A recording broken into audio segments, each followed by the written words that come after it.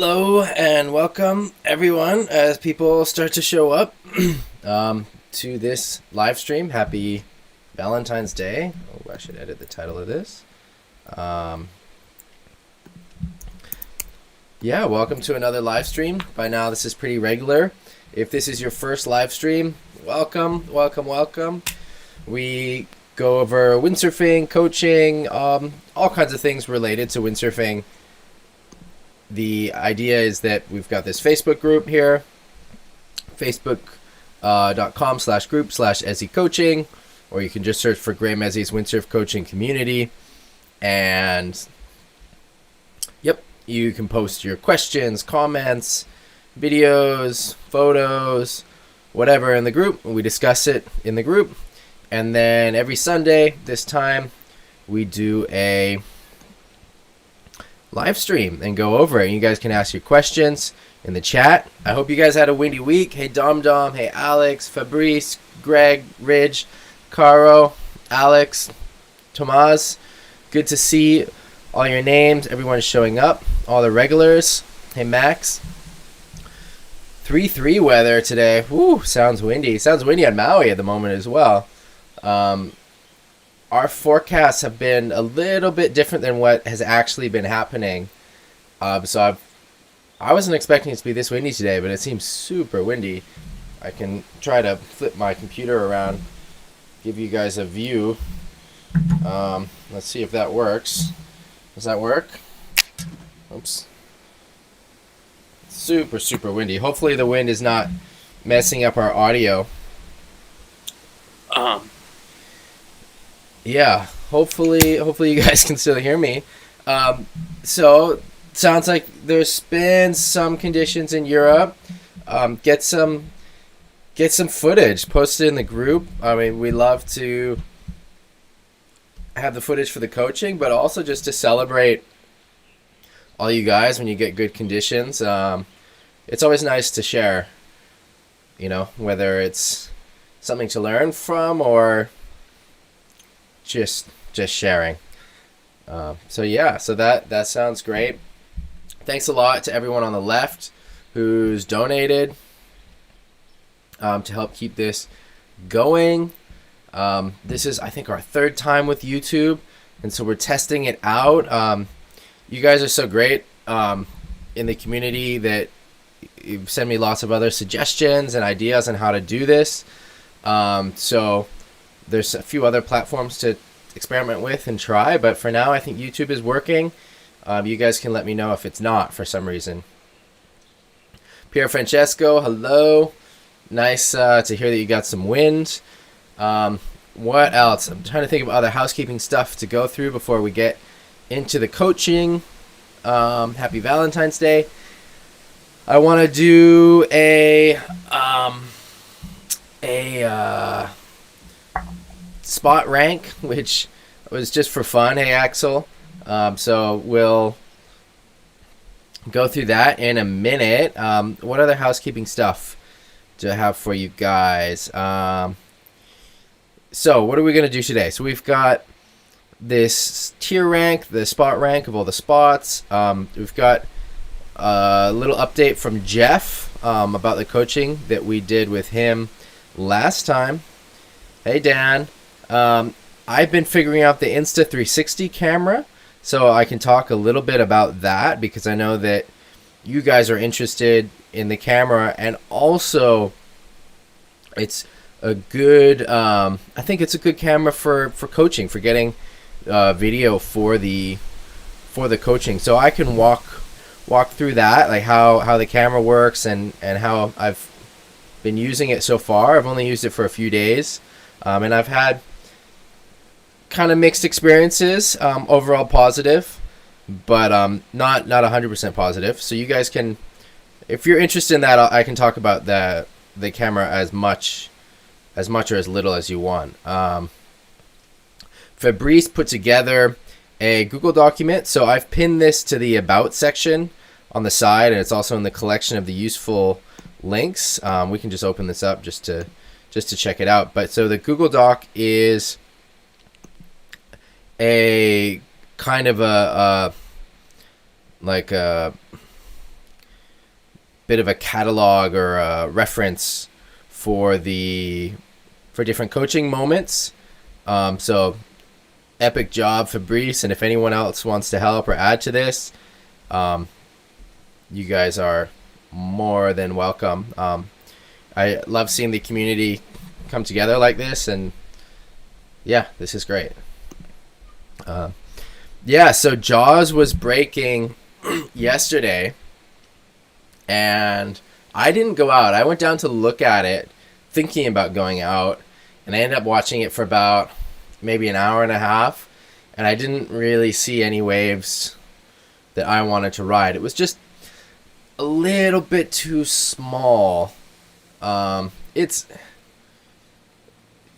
not bad. It feels weird saying small because it's still huge. It's still like double mass high. But the problem is when it is just that little bit too small, it's kind of just a peak. So like, for example, there's a video I saw of Kai Lenny that he posted. Maybe I can even find that. Kai Lenny Instagram. Let's see if that pops up. I'm not logged in on this browser, I think. Maybe I am. Anyway, I can kind of show you what I mean. So let's see if this works. So, Kai's a great wave rider, but you can see that like at this size, like he drops in, he's then going for the turn, kind of comes up to this kind of area of the lip, but then he's already on the shoulder because the wave is just too short, right? He's already in the channel at this point.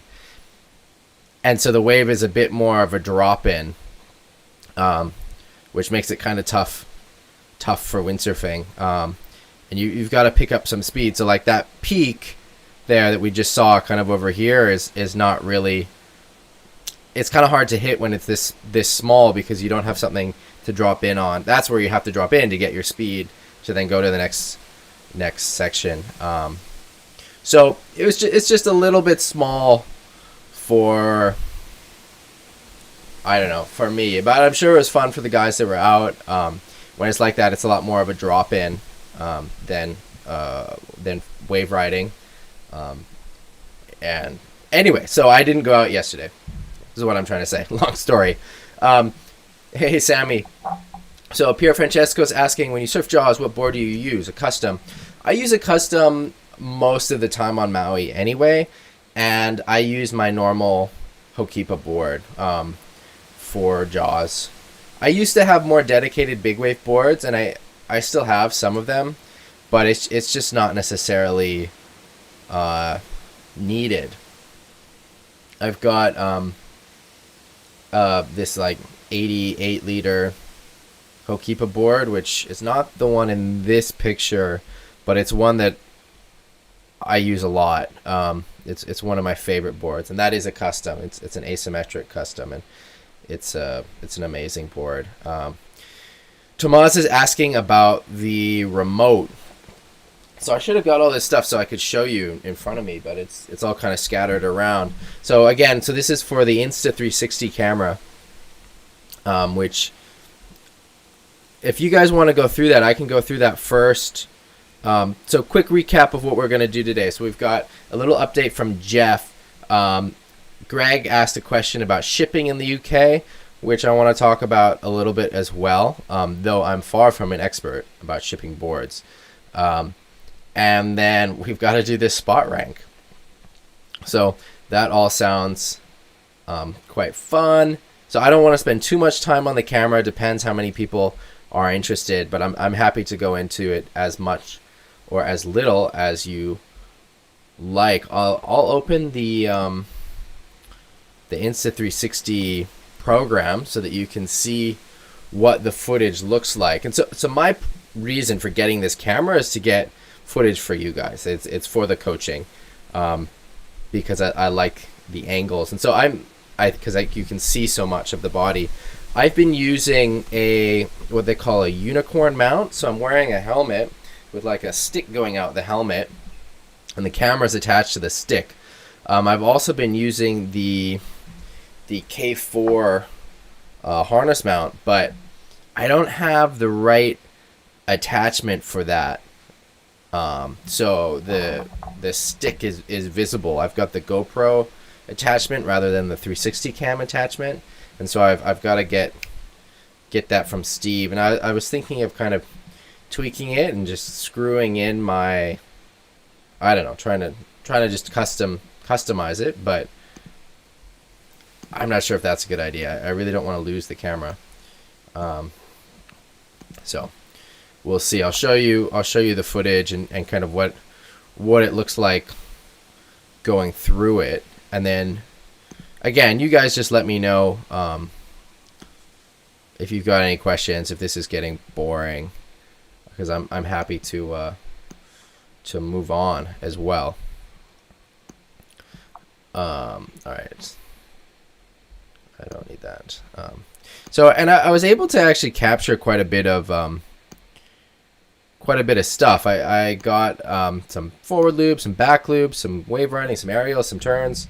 But it's just a bit of a challenge trying to figure out how the best way to edit it. All right, so I got to turn off my sound here. How do I turn off the sound here? All right, there's the sound. So this is what it looks like when it's like coming in as the 360 footage. So I'm then looking at this. So you can move around. So this is from the other day, and so I was trying a little bit of a different position with the helmet. But again, it's kind of nice because the way that the cam is shooting, the stick disappears, so you can't see that I've got this stick coming out of my helmet.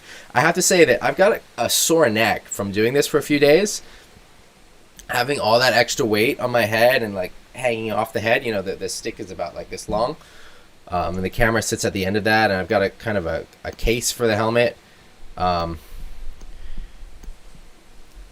Yeah, it's not comfortable. It also, with the sailing, it's not that comfortable. I got used to it sort of by the end. I felt pretty used to it, but it definitely wasn't. It definitely didn't feel like normal sailing. And I have the remote in like a little case, which you can see here. So I attached it to the mast, which actually is a bad location for it. So I've got in this like little key fender case. That's Keyfender, and they make these cases for keys, waterproof cases for keys, and that's what I put the remote in. Bad location though on the mast. It's just hard to reach and hard to read the screen, and I was getting kind of frustrated with it, and it was really screwing up my head. And it was an interesting realization for me about the mental states needed for windsurfing and how to windsurf well. Evening, Jeff. Quick recap for everyone just tuning in. So we're going over the Insta360 camera. I can talk about this as little or as much as you guys want, so you let me know with the questions in the chat. We're going to go over the update from Jeff. He posted some more photos in response to the coaching that we did last time, and then we're going to do the spot rank, which is just a fun activity that I think will be nice for us to do together. Anyway, so the remote I put in this little key fender case, put it on the mast.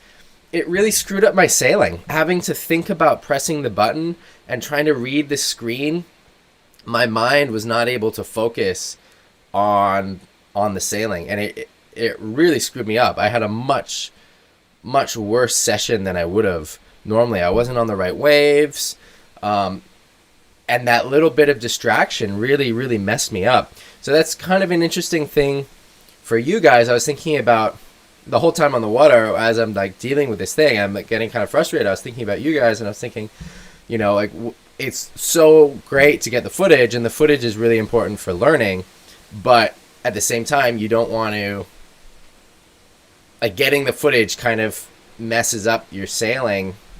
How does that balance work? You know, the measurement is messing up what you're measuring. But I think if you do it a few times, you get used to it, and then there's also better systems. So like the next time I did it, I put the remote on my harness. I just attached it to the hook. Like I strapped it through like the bar, and that was a much better location. I could read the screen, and that was pretty easy. But Tomas, to your question, it stopped working in that session, and I every day I'm trying different settings. I'm trying to figure out what the best settings are for for you guys, for the coaching, for just in general. And so I'm experimenting with the different settings. And so I don't know if it was a something with my settings. So I changed it from the 5.7K 30 frames per second to 4K 50 frames per second. But the thing kind of crashed. Their remote stopped working with the camera, and then so I took the whole thing off my head. I'm sitting in the water, and the camera was really hot, and it wasn't responding to the remote, and it also wasn't responding to the touch on the camera. And so I like had to hold down the power button and the record button and get it to reset. Kind of worked. And then I was like reaching back, like actually with the helmet thing, you can reach back and hit it. So Dom, to answer your question, the reason I have the remote is that I don't want to have just one long shot. I want to like try to capture moments, because one, it's a lot easier in the editing, and then two, like you say about the battery or about the memory card lasting longer. And yeah, Tavi, the distraction thing it's really interesting, because I'm not used to doing this kind of POV footage, and I see that I've gotten, in the 3 or 4 days that I've been doing this, way more used to it. But yeah, it's an interesting thing. How does this affect your saying? But anyway, so you can like zoom in and out of this stuff. We can look over here. So it's pretty cool with the 360 thing. So here we can look at this. So this is a cutback. So depending on what angle you guys want for learning. So I can upload this as well in 360 footage to YouTube. I haven't figured that out yet, but so you can kind of see a bit of the cutback, what's going on here. Here's another bottom turn, or jibe actually. Oh no, that's a cutback. So again, one thing that's just kind of important in these, as we're just going through this footage, just to point out, is this motion of kind of bringing the sail across the body as you're coming into your cutback, really helps you load up like a spring. So like one of the things that we talk about, one of the heuristics, is being like a spring. So, you know, if you want to go there, wind up this way, so then you have more power when you're going that way. And this is an example of that, and it's also doing things with the sail dynamics. But so if you just are like thinking about body positions, this here is a good position to have in your head when you're thinking about before you're coming up into your cutback. So you bring the sail across the body, and you've got the arm in this kind of like S position. The arm is an S, the front arm, and that allows you to kind of really load up that rail. I think there's a back loop here. So it was not a jumping day at all at Hokiba. Like you can see, like people are like float and ride. I think this is the back loop. Maybe it's not. One of these is, I just had enough. No, it's not that one. Maybe it's this one. Which is kind of interesting, because you guys have a lot of footage from back loops. And I don't. Alright, so we gotta flip this around. So like I don't really have much POV footage. Yeah, so I think this is the back loop. So okay, so I jibe off the wave. Let's see just quickly what the wave was.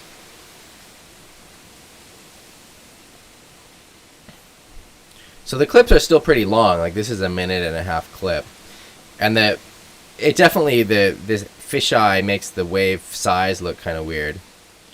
But we can go through it because it's maybe interesting.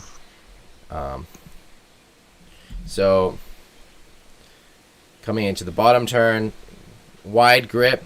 You know, this is something that we talk about a lot. Having that wide grip in the bottom turn really helps.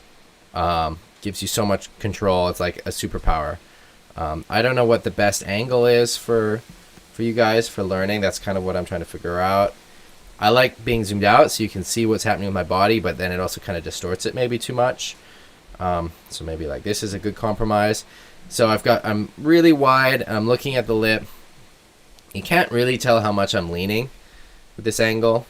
Sheeting out as I'm coming up the wave, and then bringing that sail across the body. So important to do this with the sail. There are kinds of turns where you don't have to do this, but try it, see how it feels. So again, let's just go through this again.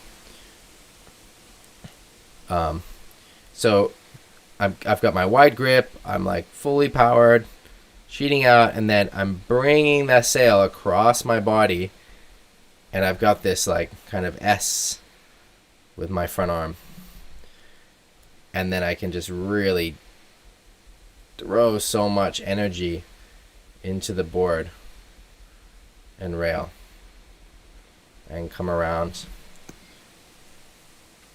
Dom asked, the rig movement you just talked about on the cutback is a bit like the tack one, no? The closing the door trick.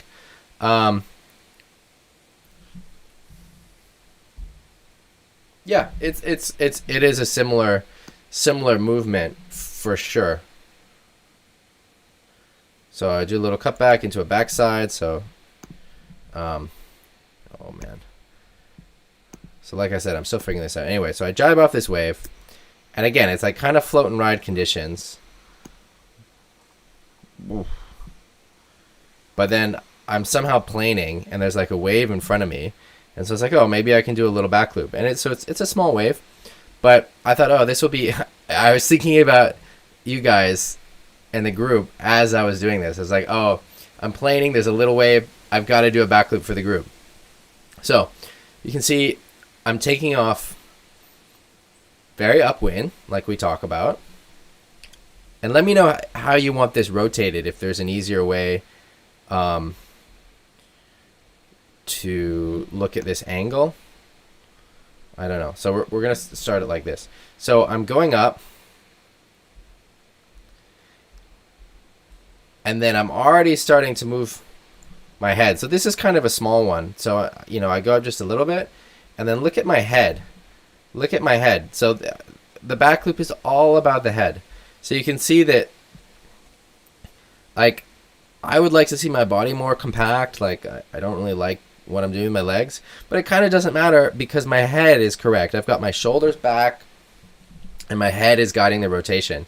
And so look, my body, my rig, everything is pointing this way, but my head is coming around, trying to find my landing. And so look, so now I've reached the top of the jump. The head is looking, my head is looking where I'm going to land. And this is not very high. So this is all happening kind of quick. It's just a little wave and there was not much wind.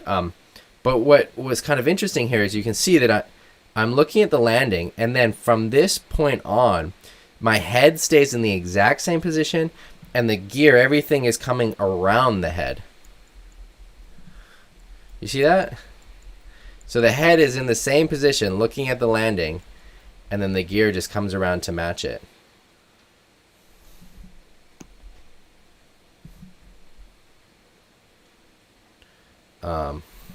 So we can go through that back loop again. I can also post this. I think it's probably better to post it as a 360 video because it's I think useful to be able to like scroll around in here. You can see landing on the nose, staying tight on the landing, which is I think important. So you could see that I wasn't very tight at the top, but on the landing I'm coming in tight. Keeping my knees bent, like you can see. I don't know if you can see my knees somewhere. No. got my knees tent. I'm sheeting in with the backhand. I'm pushing forward with the front hand, coming in on the nose, and very downwind, landing very downwind. Remember, I took off. So if this is the wave I jump from back here, I took off pointing like this way, and now I'm landing this way. So I really just did a 180. It's not a 360. Then on the landing, I just kind of let the sail adjust itself, right? So some people talk about like sheeting out on the landing or whatever else. Like my feeling on the landing is really more about just letting the sail kind of do its thing. Like it's trying to adjust. It's trying to find like come back to like a centered location. And so I'm just kind of relaxing. I mean, it's like a firm relaxing. So I'm like holding onto the sail, but I'm letting it guide me. Kind of like if you, I'm not an expert on mountain biking at all, but that's kind of a similar feeling I have with mountain biking where you're going downhill, where you've got like a firm grip on everything. You're not like soft and noodly, but you're letting the bike guide you as you're going downhill over rocks and bumps and stuff. And so the bike is guiding you and you're just kind of going along with it. And it's similar for me, the feeling with landing these back loops where, you know, you get that landing, you stay tight, and then you just kind of, you're firm, but you let the sail guide you back to forward again. And so there's the landing. And there's a forward loop I did as well somewhere in here. I don't think I marked it. I marked the, oh yeah, this is with the harness mount.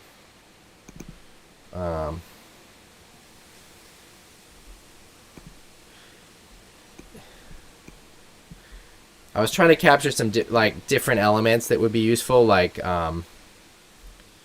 forwards, back loops. So I went out the back where it's windier, like on the where there's just chop, to try and do a flat water forward. So you guys can see it. I think this is it. And then I also tried to get some footage of going over white waters and jibes and tacks and some of that stuff. Again, I'm still trying to figure out the best way to format and the views and all this stuff. I think posting it as a 360 video probably is the best way. I just don't have any experience with that, so that's something I got to figure out. So I think this is the forward. So I'm fully planing. I'm going downwind. I'm on the outside. I'm looking for a chop. And we've talked a lot about forward, so I'm not going to spend a lot of time on this, but it's just interesting now that I finally have footage that's an angle that's kind of similar to what you guys have. And so this is interesting, right? You can zoom in and out. You can zoom in and out. So Mario, yes, I'm using the unicorn mount that Insta360 makes. And my only complaint so far is that it's heavy and my neck is sore after a few days of using it. But also I was going directly behind me. I think maybe it's interesting actually coming out the side, and then you'd have to put it on whatever side. Like if I'm jumping, I would put it on this side, and if I'm wave riding, I put it on the other side. I don't know. There's a lot to experiment with, and I'm gonna go back to the harness mount and try that again. There were things I was not happy about with it, but I'm gonna play with it a bit. All right, let's get through this forward. So again, I'm going downwind. I see the chop, reach back on the boom, reaching way back on the boom, throwing the sail. So let's zoom out a bit so you can kind of see. So it's a little bit tough to see because the fisheye lens is distorting my arm, because this front arm is not actually bent. The front arm is straight. So like there you can kind of see that it's straight, but the fisheye is distorting it. So I'm going like this, right? So this is one issue with this camera, is that there is a bit of distortion going on. But so here I'm sheeting in, I'm looking back behind me.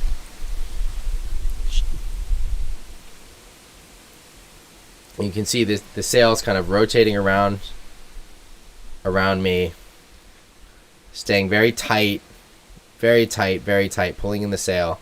Remember, the most important, so you can see like how much the lens is distorting this, right? Like my sail is not a spaghetti noodle, right? So take that with a grain of salt. Oh, there's that's a better angle for it. So we can just watch it just from this angle. So pulling it around, and then still staying tight, spotting the landing, and then just landing on the tail. Voila. All right. I think that's enough with the Insta360 stuff. If you guys have any questions about the camera, about the setup, let me know. I'm going to try and get some more footage for the coaching. And I think once I find the best angle, it'd be interesting for you guys who are also doing POV footage to use a similar angle. And I think that's better for the coaching. So then the footage that you're submitting is the exact same angle as the footage that I have. And then it makes it a bit easier to compare and contrast what's going on. I'm on a 5.0 in this footage. This is on a 5.0. All right, I'm gonna shut this down. Yeah, I think this is really good for learning because you can see kind of everything that's going on. You can see the hands, you can see a bit of the feet, you can see the head, you can see the sail, you can see the wave. So I'm pretty happy with this angle. I don't know if the unicorn mount is the best or the harness mount is the best, or some other mount. I'm not sure. And there's a lot to play around with the unicorn mount and the harness mount. Like my biggest issue with the harness mount was that it was moving around too much, so it was like pretty bouncy, which is just the harness moving. And I tried to tighten up the harness, but I don't know, there's a lot of movement in the harness, and I like a lot of movement on my harness. So the more I was tightening it, the less comfortable I was. So anyway, so what I'm gonna do is I've got the K4 harness mount that like straps onto the harness, and I'm gonna find a way to strap that to my body, and I'm gonna put the harness over it. So that's my next thing to try. Again, I don't have the 360 cam mount for the K4 harness. I just have the GoPro cold shoe mount. So the footage is not 100% optimal. I think you'll still see this stick. But anyway, that's one of the next things to try. And then I want to also try the unicorn going out the side of the head. We'll see how that goes. All right, let's get into the questions from Greg and Jeff, and then we're going to do the spot rank, the wave sailing spot rank. All right, so Greg asked about shipping boards in the UK and which carrier to use. This is a great question, and if anyone else has answers. So Carl says he used TNT. It was 63 pounds. Parcel Force. Shipping boards is kind of a mission. I've had to ship a few boards over the last year in Europe, and I've used TNT. I had a problem with TNT. I have an ongoing problem with TNT with a board I shipped a little bit ago, where they're saying that the dimensions were different than what I put in, and so they want more money for me. I think I paid, it was like 100 something euros to ship from Germany to Holland, and now they want like an extra, I don't know, 50 euros or something. But they're wrong. Like the dimensions that they're putting are wrong, and it's a bit annoying dealing with that with them. And so I've got pictures of the package that I'm showing them. So like the dimensions that they're telling me just don't fit with the package, because they're saying that the problem is like the way that all the dimensions add up, right? And then but anyway, so that's just an annoying experience I've had with TNT. I've had good experience with Cargo International within Germany, but I found their quote system a bit strange for like within Europe. So they should be good, but I don't know. I've had a weird experience with them. So anyway, so I think shipping is pretty difficult for things of this size. So if you guys have experience or knowledge or know tips or tricks how to ship boards, let us know.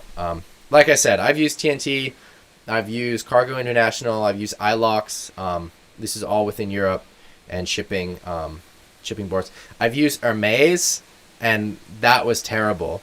The price was fine. I think it was about like 60 euros for that one, the Hermes one, but they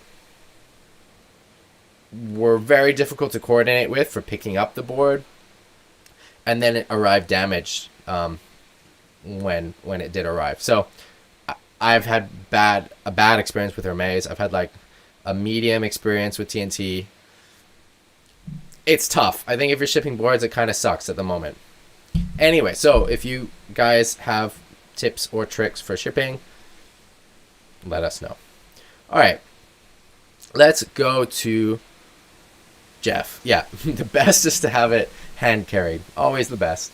All right, let's move on. So Jeff posted these photo sequences. I think this was for last week, and we were talking about his cutbacks, and we were talking about gripping wider on the bottom turn, and then getting the butt sunk down more, so you're like more hanging off the gear in the cutback.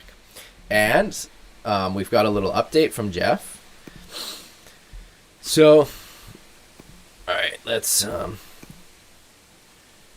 get this. Make sure this is in high quality. Get this. Oh, I don't know if I can make this bigger without going into full screen. All right, I think we're just gonna have to watch it small. Hopefully that works for you guys. Thanks, Facebook. All right, so this is a photo sequence played as a movie. So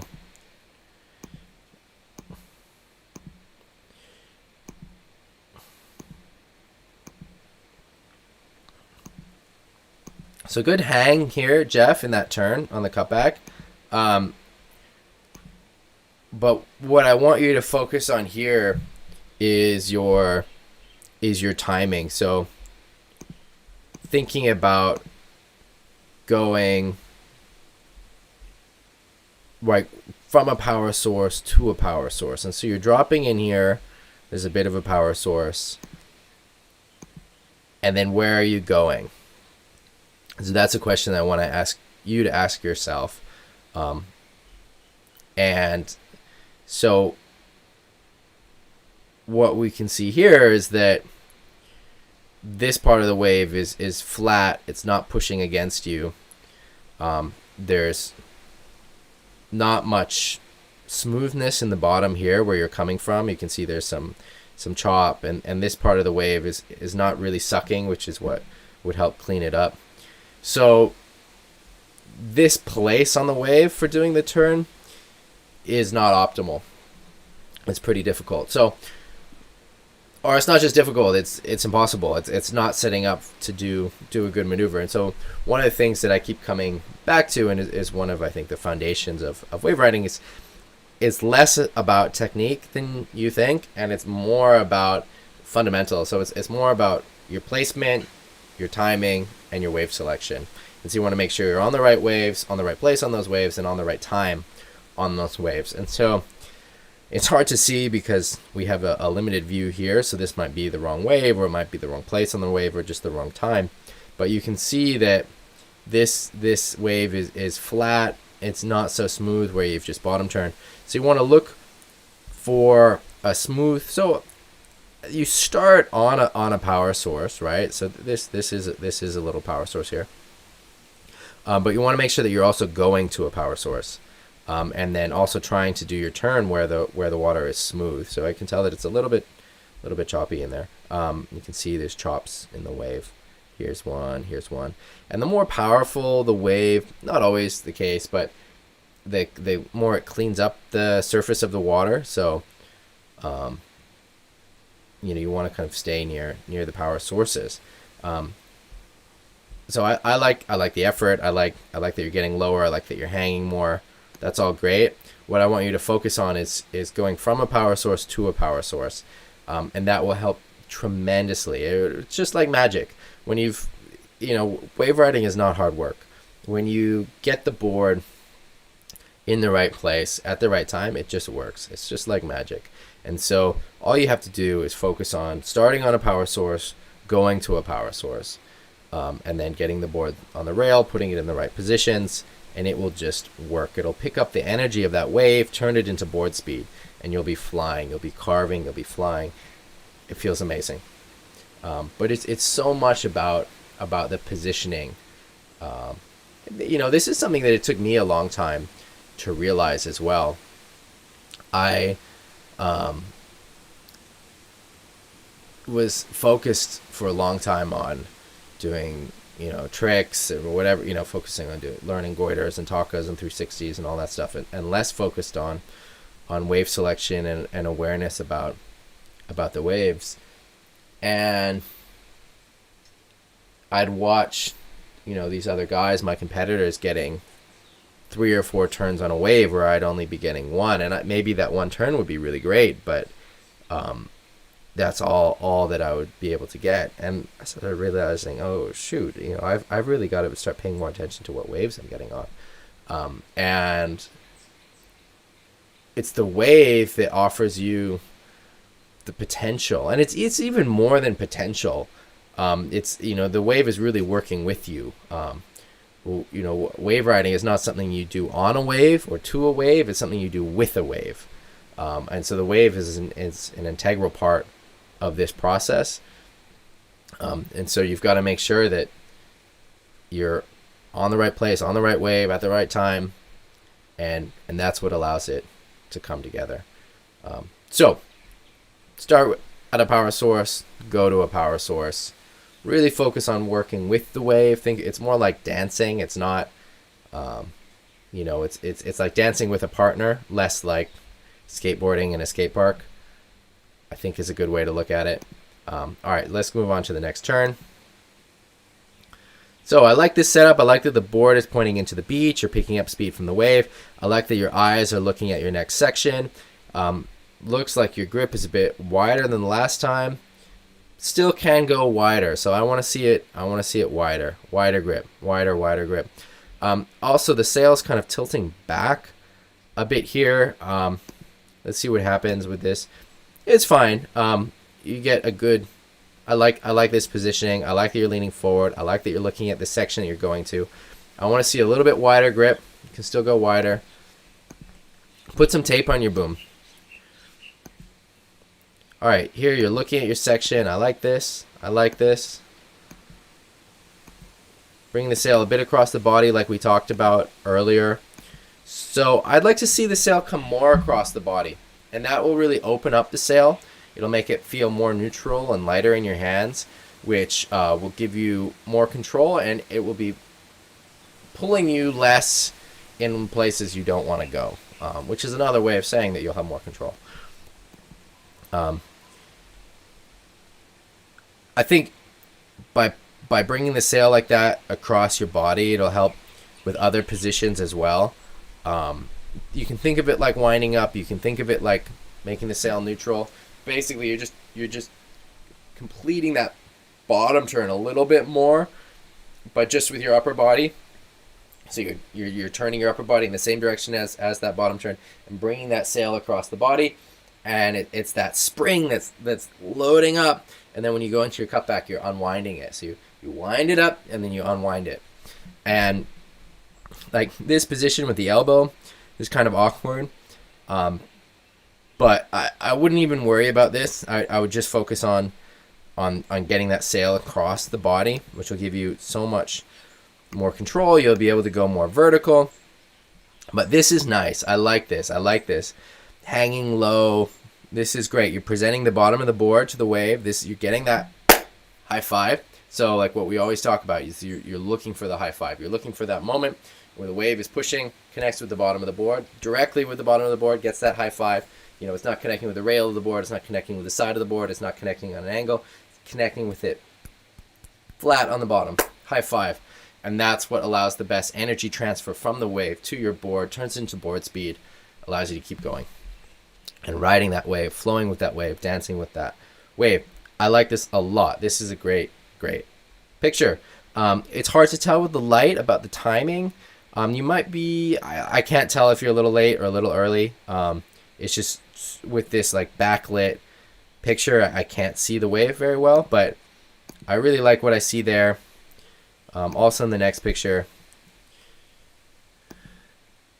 So you mentioned in the comment that then you end up sticking the nose in and purling on the nose. So I like this turn. It's a radical turn. It's an off the lip. You're getting the high five. You're getting your body back. So what happens? What's making you stick the nose? I mean, that turn looks great. So Jeff, did you crash that turn? Is that what you mean? We can't really see the end of it. But I love this. This is a super dynamic turn. You're getting the high five. You're getting the contact. Just do more of these. Like, I wouldn't worry about what's wrong or why you fell. Focusing on any of these little things. Just focus on doing more of this, because there's more that's right here than what's wrong here. So just by doing more of this, it'll help you a lot. But one thing to just think about in general is bringing that sail a bit across the body as you're finishing the bottom turn, coming up into the cutback, and that is like the spring. It's winding you up for the cutback. And it's also at the same time, it's making the sail more neutral. It's giving you more control. And what that does is it just makes things easier. So it's just that little movement makes the next part of the rotation easier. So you can see your sails really loading up here. Like, look at these wrinkles. Look at this load in the sail. And it'll be just a little bit easier if you bring that sail across the body. And then you're working with a neutral sail from the start, whereas this you're starting with the sail is powered the whole time. The sail's powered here is powered the whole time, and that might make a big difference because the powered sail is pulling you more upright, and so even though you're doing a great job of leaning against it, the sail is pulling you upright. And if you had been a little bit more back, a little bit more kind of sunk down on your butt on the rail here, that might have allowed you to capture more speed from the wave and really fly out of this, ride out of this. So that's just a little something to think about. But in general, there's way more right here than wrong. It looks like you've pretty stuck this. I don't know what happened. Maybe your nose went in and you crashed. Let us know. I checked the chat. Yeah. But again, like I said, there's more right here than wrong here. So do more of this. You do a great job of hanging that body down. You do a great job of getting that high five. Your timing's good. You're going from a power source to a power source. There's way more right here than wrong. So don't focus on the crash. Don't focus on trying to get that better. Focus on just doing more of this, and your body will figure out the end, whatever it is that made the crash. So what I mean by across the body, I mean backwards. It's a motion that's guided by the front hand. And so what happens is, when you've got this really wide grip in your bottom turn, and you start sheeted in, but then as you're coming up the wave, you're sheeting out. As you're bringing that backhand in, right? Because you're shortening your grip. You're bringing this front hand almost to meet that other hand, and so you're then bringing the sail across your body to the tail of the board. But at the same time you're doing that, you're also twisting your upper body, and so it's like you're twisting in the same direction that you've been turning. So I don't like thinking of it in terms of backwards. It's more like you're turning your body towards the wave, in the direction of the wave, inside the circle that you've been turning, the circle that you would make with your bottom turn if you were to complete it. And what that does is it gives you just a little bit of extra boost on your bottom turn to help get you vertical, makes the sail more neutral, put your body in like a good power position so that you can then unwind on your cutback. It's doing a lot of positive things. And it's something that you can try out. You don't have to try it out on such a radical section like this. You can try it out on more of the face turn section. But it's one of those things that's kind of like magic. The wide grip on the bottom turn, and then that moving the arm across the body, moving the sail across the body when you're coming up. It does a lot to really help make the turn better. And it's I don't know if it's worth going into all the things that it's doing. Just know that it just really helps. And it's one of those things, like, once you try it one time, you go, oh wow, this is amazing. And it's something that, like, the way that I like to coach myself is I'll have a few of these tiny things just to remember from my session, and that can be one of them. Really bringing the sail across the body like that, because it can be so helpful. Mario's got a tip that when his nose gets buried, it's usually because he's looking at the nose rather than somewhere else. That might be useful. But like I said, don't focus on the fall. Just do more of this. I'd rather see you do more of this than to not do anything like this again because you fell on it, right? Like, there's so much here that's good. You've got the timing, you've got the high five, you've got the body hang. It's great. Just keep doing it, and then you'll make them. Crashing doesn't really matter. As long as you get the first part right, crashing doesn't matter. So I hope that's helpful. Let me know if you've got more questions. And I think we're ready to go into the spot rank. That was everything that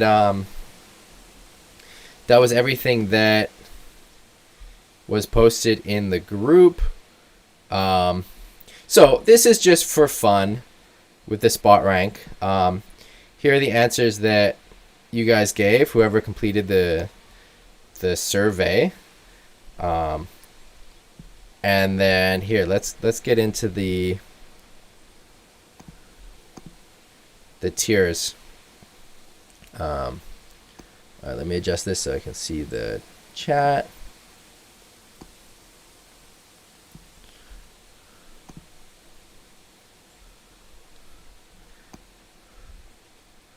All right, so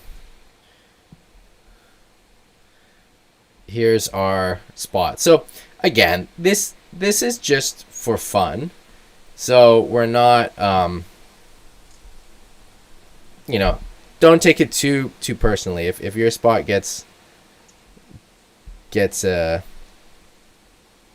Tomaz is asking, by across the body, do I mean body left and rig right? Tomaz, it depends on what wind direction you're sailing. What I mean is that when you're coming up to the wave, if we're sailing in with wind from the left, you start sheeting out with your backhand. This is your front hand. You bring that front hand across the body to get like this position, right? It's going from here to like this. And at the same time, you're twisting your body as well. So it's like in the same direction that you've been bottom turning. So for the next,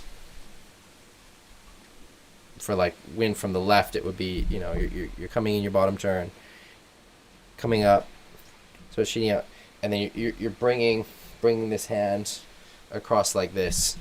Bringing that like across the body. So like, this, I guess this could also be across the body, but that's not what I mean. So it's like in the direction that you've been turning, right? So you're bottom turning this way, you're twisting your torso more in that direction, you're bringing the sail across your body, which kind of opens it up, makes it neutral, helps you get a little bit more vertical. All good things. All right, let's get into the rankings. So again, this is just for fun, and I want to do it with you guys, so it's not all just my answers. I chose 36 different spots. Of course, there's way more spots in the world, and we can do those other spots as well, and we can do this again as well with different criteria. So the kind of the what are we looking at? So the criteria for this, is, why is that not? I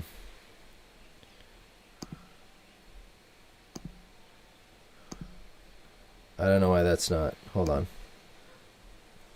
My browser's kind of... All right. So we're looking at how good are the best conditions, how consistently good are the conditions, how easy it is to get there, how's the lifestyle around the spot. So this is our metric here. This is what we're looking at, okay?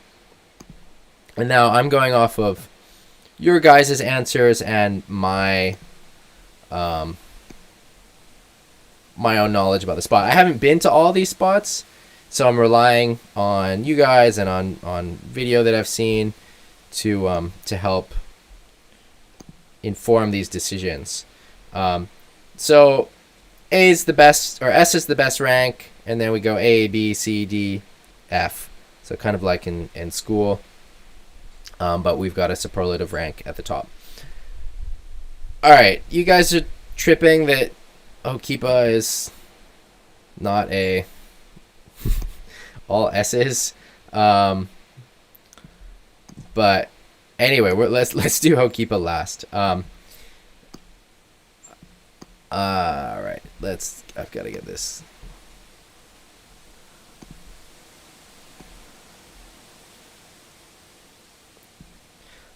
Yes, I do have video of me doing the crosslink, so we went over that quite a bit in the beginning of the stream, Burton.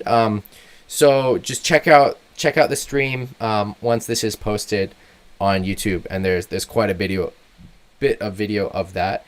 If that doesn't answer your question sufficiently, then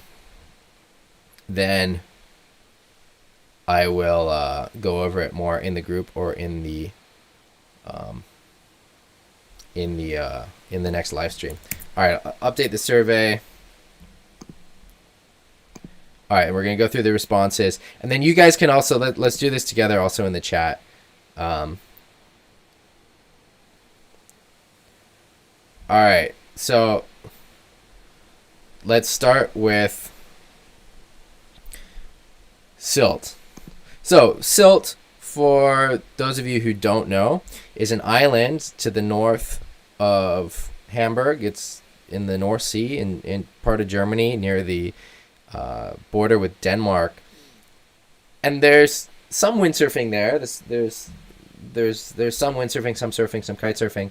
But it's most famous for the World Cup that happens there. There's a big windsurfing World Cup that happens every year. It's the largest windsurfing World Cup in the world, with hundreds of thousands of spectators that come over the course of the week, which is significantly more people than any of the other events. It can be really fun to sail. I personally really love sailing in Sylt, but the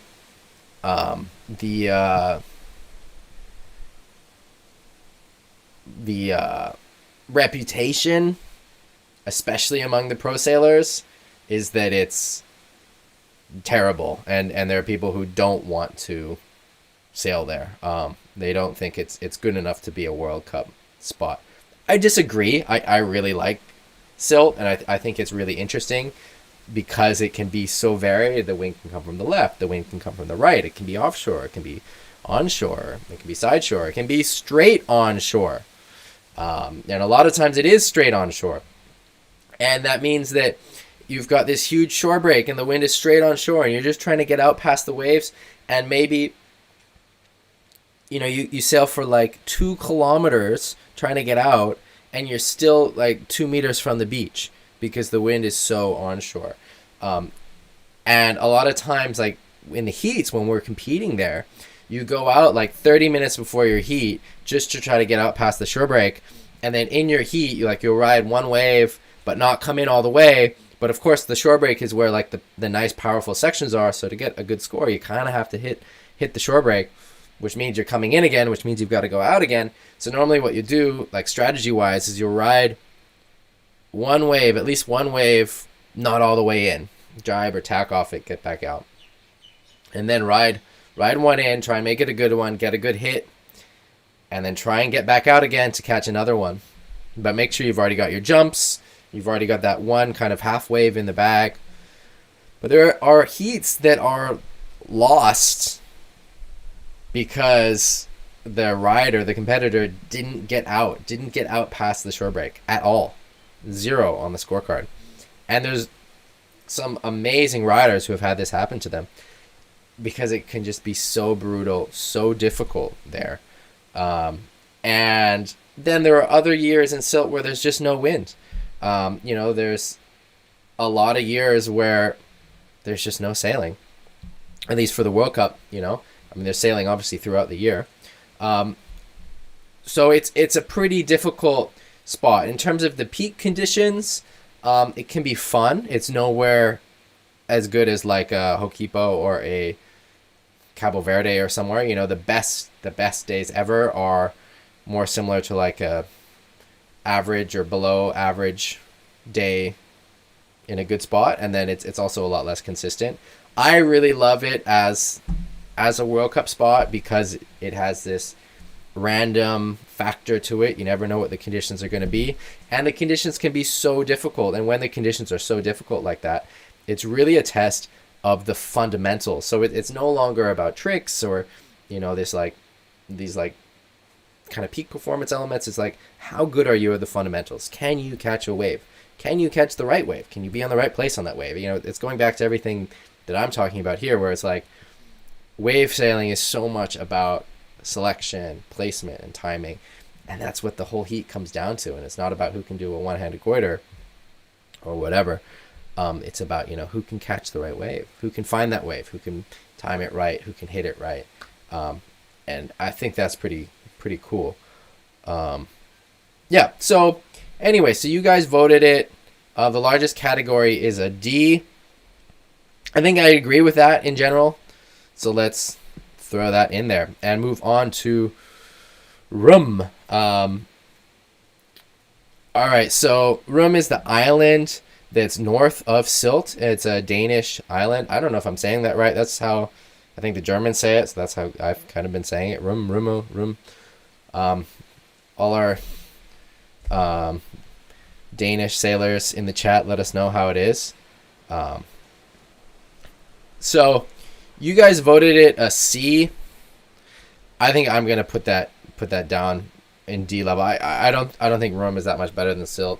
It's maybe better for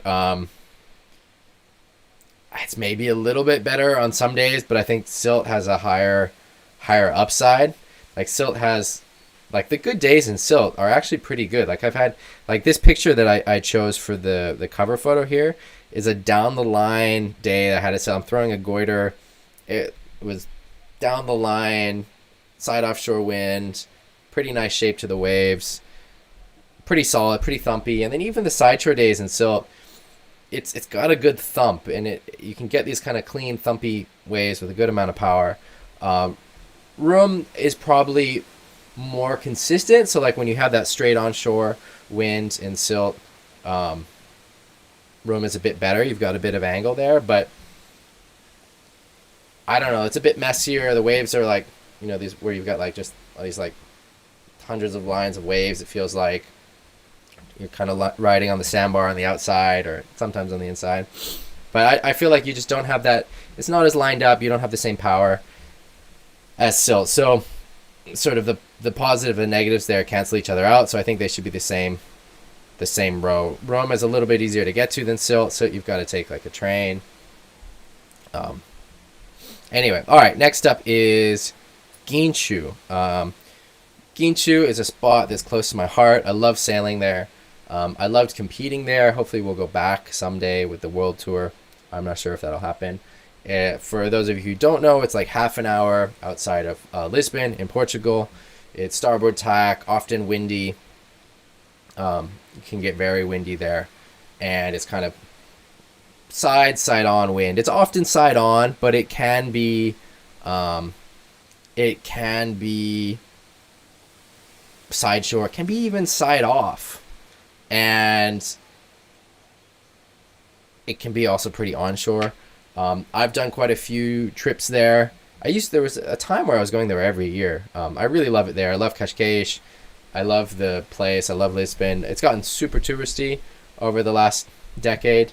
Like I think my first time there was 2005, and then I went, I think every summer after that for a few years, maybe about 10 years. I'm not sure.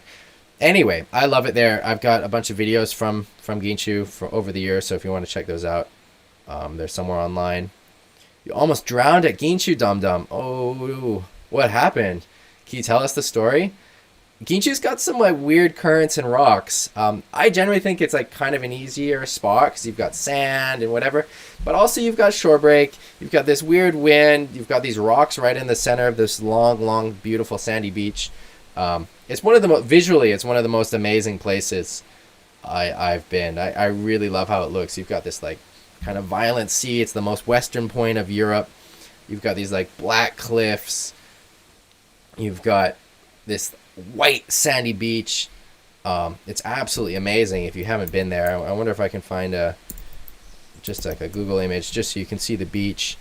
Cool, Jeff. Yeah, the shore break can be super gnarly there. So what happened, Dum Dum? So for those of you who haven't been, this is kind of a picture of the spot. It's super beautiful there. I really like this. I really like it. Oh no, no one helped you, Dum Dum? Oh, I'm sorry to hear that. Oh no. And then what happened? How did you get out? What happened? Did you lose your gear? Did you have to swim in?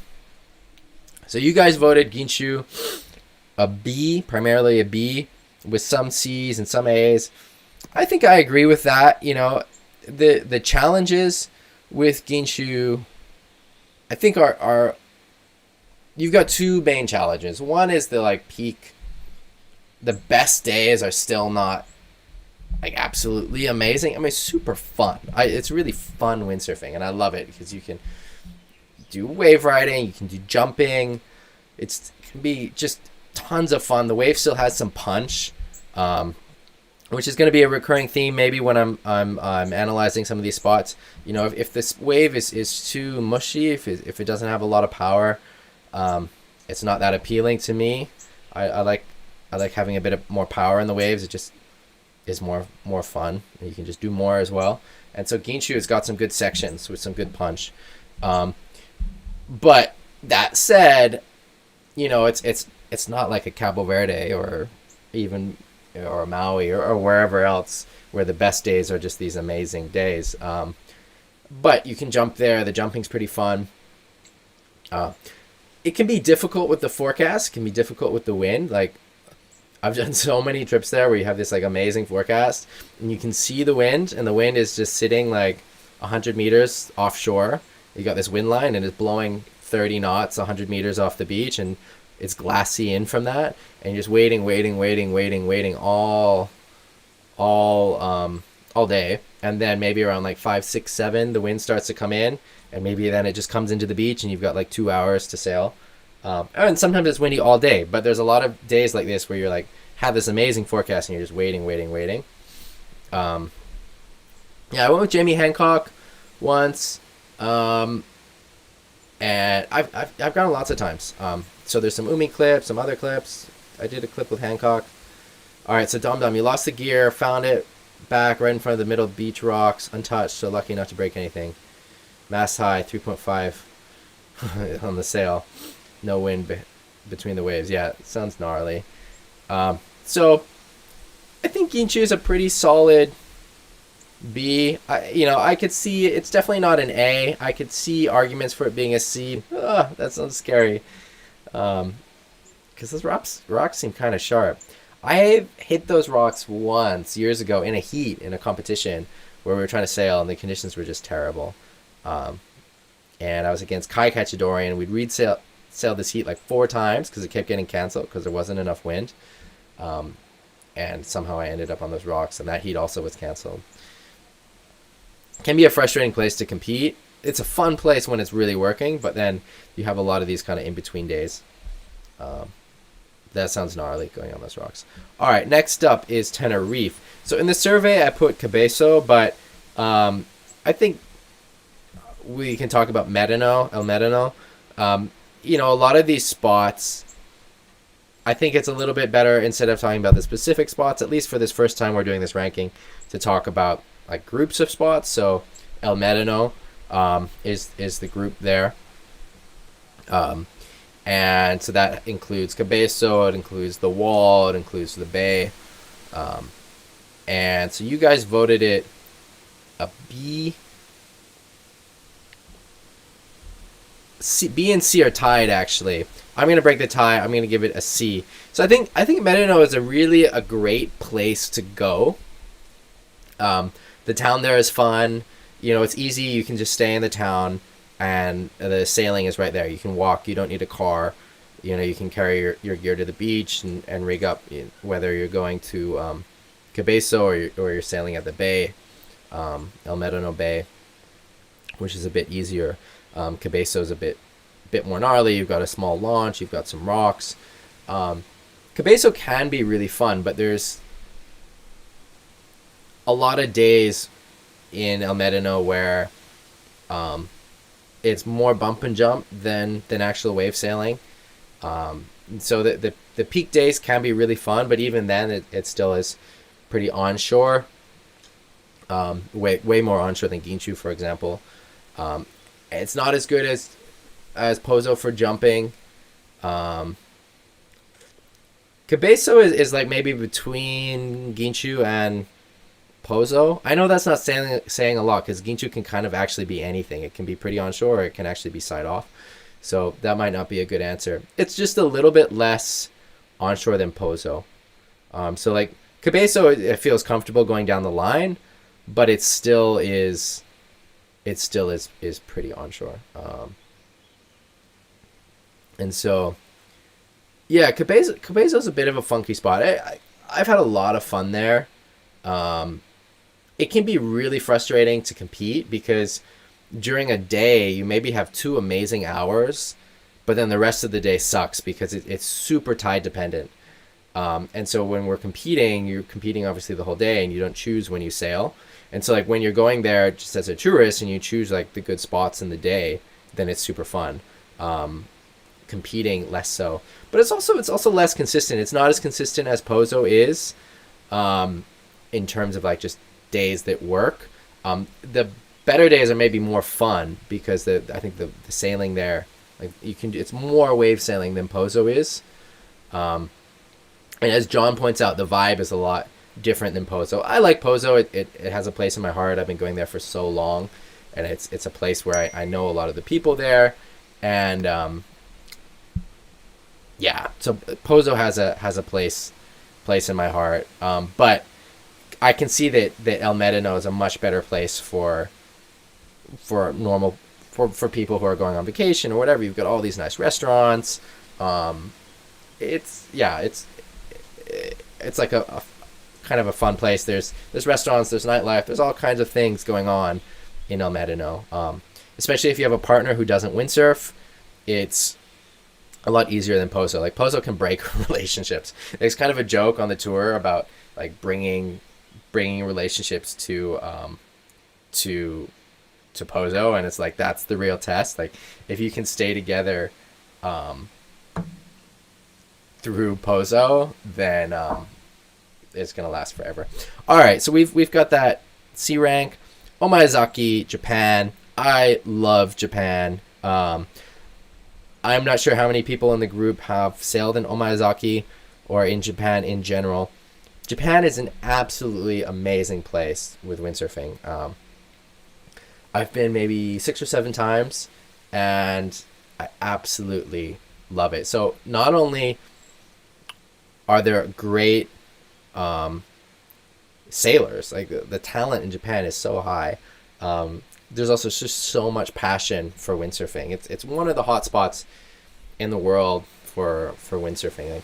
Like, when you're looking at the windsurfing market, you've got like Germany, France, and Japan are kind of the most how do you say that? Like they're the countries with the most windsurfing. Yeah, just put it that way. So Germany, France, and Japan, those are the countries with the most windsurfing in the world. So there's a lot of really passionate people, and yeah, it's just super cool going there. And it's maybe made a little bit more cool because it's so kind of separate from the rest of the windsurfing world that there's a lot of newness and difference, and there's a lot of, yeah, it's just great. I love the food. I know not everyone does, but I love the Japanese food. There's just so much newness and attention to detail and whatever. Now, for the actual sailing conditions, Omizaki can be super fun. It's often cold. The best season is in the winter. Japan is northern hemisphere. It gets cold. The coldest I've ever sailed is in Japan. It was like 1 degree, blowing 40 knots. It was cold. It was snowing. It was cold. It was really, really, really cold. I think I got some nerve damage from that. I didn't have boots or gloves. And after that trip, nothing has seemed cold. I used to be kind of soft to like cold weather, cold water conditions. Not after that trip to Japan. It's got a good thump to it. There's a section with a lot of power. You can do jumping there. The wind is often kind of gusty. Like in Omizaki, you've actually got kind of like, it's a little bit like offshore wind, but you've got kind of wind swell that's wrapping around a point. So it ends up being more side shore or side on, often side on. But then the wind is still kind of gusty because it is actually coming over the land. It can be down the line. It can be super fun. I would say it's better than Medano, but not as good as Ginshu. So it's somewhere between B and C, which is what you guys put it. I'll put it. It's like somewhere between these ranks. I'd say it's like a high C. I would say low B. Let's see how these others stack up, and then maybe we'll put this on somewhere in the B's, depending on what else comes in there. But I love it. Japan is amazing. The people are amazing. The sailing is amazing. I cannot wait to go back once the COVID travel restrictions are done. Japan is one of the first places on my list to go. Yeah, I really like it there. All right, Pistol River. Pistol River is on the west coast of the U.S. It's in Oregon. It's a spot that normally works in the summertime, and it's often side on shore. Can be very windy. Beautiful place. Very, very beautiful place. And it's very rugged. You've got these like big beaches and all these rocks in the water. The town there's kind of nothing there. It's there's kind of nothing there. It's Gold Beach is the town. It's kind of a cute little Oregon town. I really recommend, if you have the opportunity, if you're a windsurfer, whether you're alone or with a buddy or with a family, to do a road trip you can go from San Francisco to the Gorge, and going all along the Oregon coast on the way, and the North California coast as well, but especially that Oregon coast. It's so beautiful. It's so interesting to see. It's really wild. You've got all these big redwood trees up north, and yeah, it's just beautiful. And there's a lot of good windsurfing too. Pistol River can be really good. So I should include Cape Sebastian with Pistol River. So if you get a bit of groundswell and you've got wind, Cape Sebastian, which is just around the corner from Pistol River, like 2 minutes away, 5 minutes away, is a super fun down the line spot. So we're going to include, like, Pistol River includes Cape Sebastian. There's also a pier in town, which I've had really fun sessions at, but the current can be strong, can be a bit weird there. You guys voted it a B. I think that's pretty solid. I'd put it up there as well, at a B. So throw in Pistol River. All right, next we've got the Gorge. So the Gorge is a windsurfing hotspot. It's maybe the number one windsurfing location in the USA.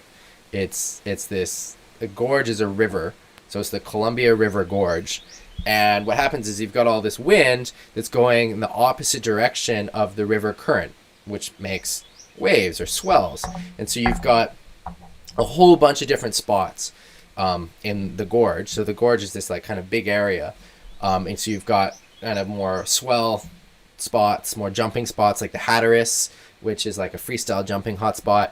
or like a little bit more relaxed, like Doug Beach, or the event site, which is more like flat water, where you can go all the way out east to these other spots like Arlington, where depending on the conditions, you can get these like really big glassy rolling swells that like they do like swell riding on. So it's not like wave riding. It's swell riding, river riding. It's kind of its own thing. So it's more like backside turns. But you can do really big jumps there. It's definitely a fun spot. You've also got a lot of other activities around mountain biking. You can go skiing on Mount Hood. I've spent maybe a couple summers there. Like I'd spend like a month at a time, and I'd hang out in the gorge and drive to the coast when the conditions were good on the Oregon coast, and then sail in the gorge otherwise. So it's a lot of fun. It's a cool spot to check out. It's got a lot of importance in like the American windsurfing scene. For wave sailing though, it doesn't technically have waves. So that's gonna hurt its ranking a bit. You guys voted it a D, which I think is fair on the wave sailing ranking. Yep, the Ezzy Sails is the distribution. The U.S. distribution is based in the gorge, which is run by a guy named Tim. Yeah, the gorge is a lot of fun. It's a great spot. It's not a true wave spot, which hurts its ranking. So I would say on this kind of list, it's between D and F.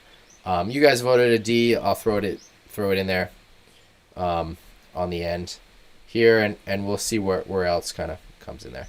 All right, next up we've got Waddell Creek and Davenport. So these are two spots which are kind of close to each other north of Santa Cruz, so this is south of San Francisco. They've got starboard tack conditions, kind of side shore, side on, and they are a lot of fun. I've had really fun sessions at Waddell. I've sailed a lot more at Waddell than Davenport. I've only had a few sessions at Davenport, but both spots can be super, super fun. This picture of me is from Waddell, and I'm not sure what the what the exact forecasts are that you need. I've been there times where it seemed like maybe it should be better than it is, and times where it's better than it seemed like it should be. But it can be a lot of fun. It's a bit onshore, but it's a fun wave, and it's close to Silicon Valley, close to Santa Cruz, moderately close to San Francisco. You've got issues with traffic if you're coming from the city itself. I really like sailing there. You guys voted it a C. I agree with that. I'll put it higher than Medano. I don't know, between Japan and we'll let it sit there. All right, next we've got Punta San Carlos. So Punta San Carlos is a spot in Mexico, in Baja, Mexico. And it's another place I used to go every year. I think there was a period of like 8 years where I spent 3 or 4 weeks there every year. And it's amazing. The drawbacks are that it's in the middle of nowhere. There's a camp there called Solo Sports, and they'll take care of you. And so it's really like luxury camping. They'll fly you in, they cook for you. You're staying in like a luxury tent. They've got mountain bikes. There's good mountain biking around there. You can go surfing. You can bring a surfboard. There's a lot of interesting things to do, but you're like in the middle of nowhere in this desert. There used to be good internet there, satellite internet. Not the last time I went. I don't know how it is now. I haven't been for a few years. It's a mission to get to. I've never flown, but if you have the budget, flying's the way to go. Driving is a pain, and it's been getting worse with the driving. It's about, I want to say, like 10 hours driving down and maybe 14 hours driving back.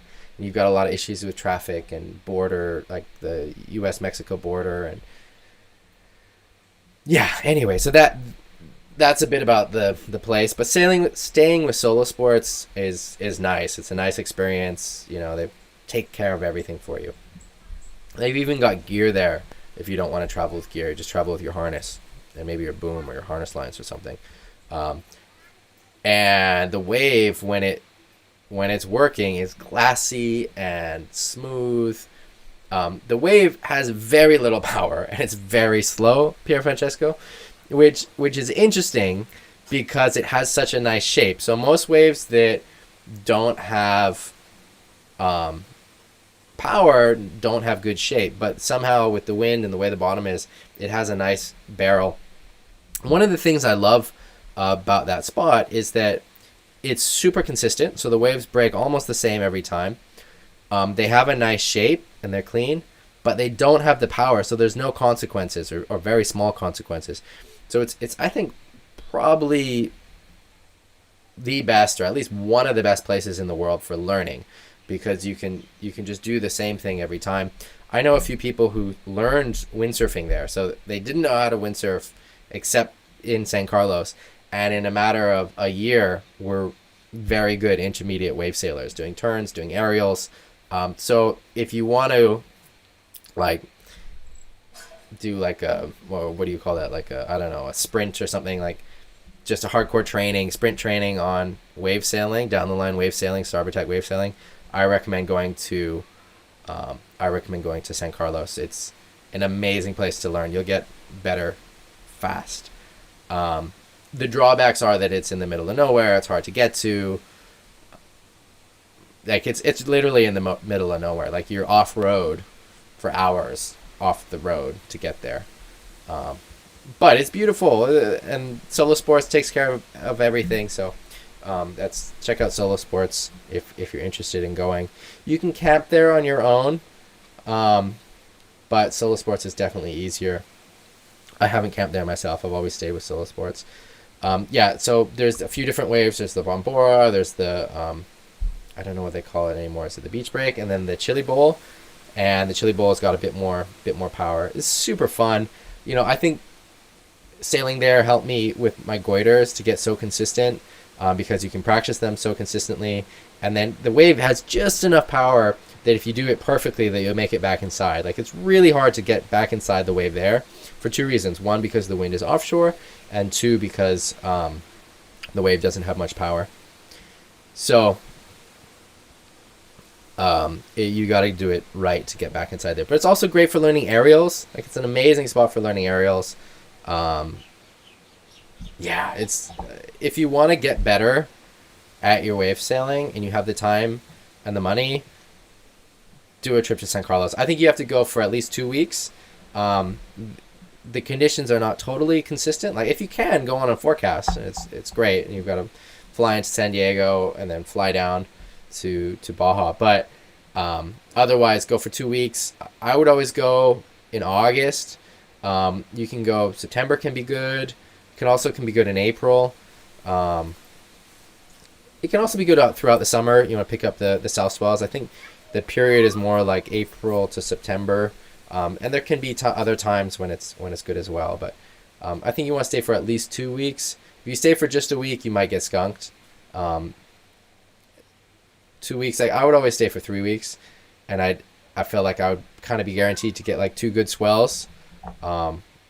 And often it can be super light, like super light, but there's a bit of wind to ride the waves often, which is also good training. You guys voted it an S. I'm gonna put it in the A category for now. A was the next there. Like I said, it's, I think, probably the best place in the world to learn, so maybe that should put it in the S.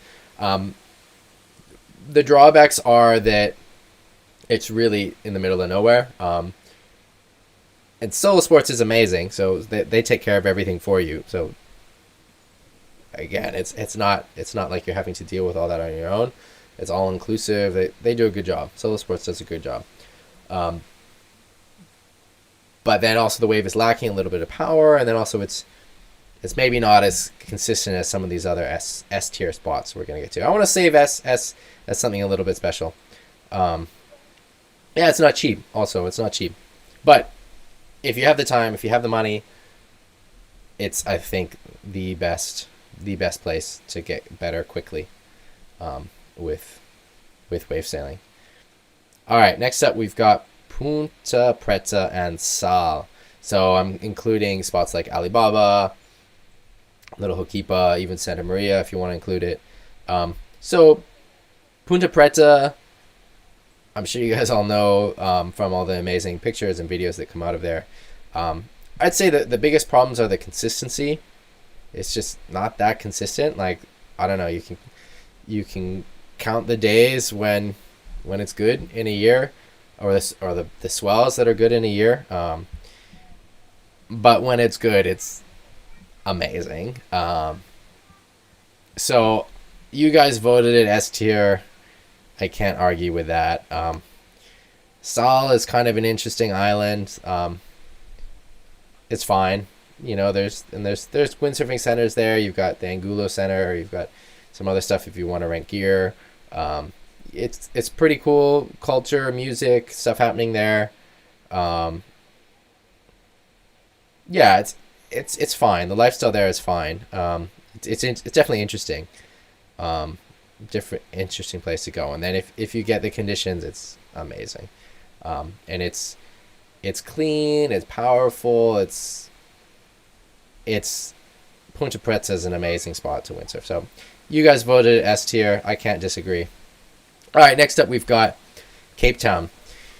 So Cape Town, we've got a lot of people here in the chat who have been to Cape Town, so you guys already know the spots. You've got these spots in the north, like Table View, Sunset Beach, or going up to Milk Boss, and then you can go in the south, like Whitsands, or all the way down to Cape Point. We can include in this as well. So like Plat Boom. And Cape Town has an amazing lifestyle. Like, it's so beautiful there, and there's good food, there's good music, there's always fun stuff going on. It's an amazing city. And it's just so beautiful. I was struck the first time I went there just by how beautiful it's just. The light is amazing. The season for the windsurfing is more like December to February ish. With my wife, I actually met my wife there. We used to always go around Christmas and stay for 1 or 2 months. You can sail a lot. So you can sail, I would say, almost every day, but you have to drive. Like, expect like 2 hours of driving a day, at least. Because sometimes it's windy, you know, in Table View or Milk Boss or somewhere, and sometimes it's only windy in Plat Boom or only windy in Whitsands or wherever it is. And so you've got to really be on it. So I've got, like, whenever I'm there, even though I've been there quite a bit, I've got like all my connections on my phone that I'm texting, like, oh, where do you think it's good today? What would you do? Where would you go? So you've really got to be on it, and you've got to be down to drive. You know, you can choose to stay somewhere like Scarborough or Kamaki and just sail in those places, and then you just sail when it's windy, or like on the other side, like Table View. You can stay in Table View, or you can stay in Sunset, or Woodbridge Island. I stayed in Woodbridge Island 1 year, and I really enjoyed that. I sailed a lot in front of the house. We were standing on the beach there on Woodbridge Island. I would often sail alone, and super fun. Really, really nice wave sailing. The last time we went, we just stayed in Kamaki and Scarborough. So we stayed in Kamaki first, and then Scarborough. So that's on the south side. And I didn't sail once on the north spots. So I only sailed Whitsands, Scarborough, Cape Point.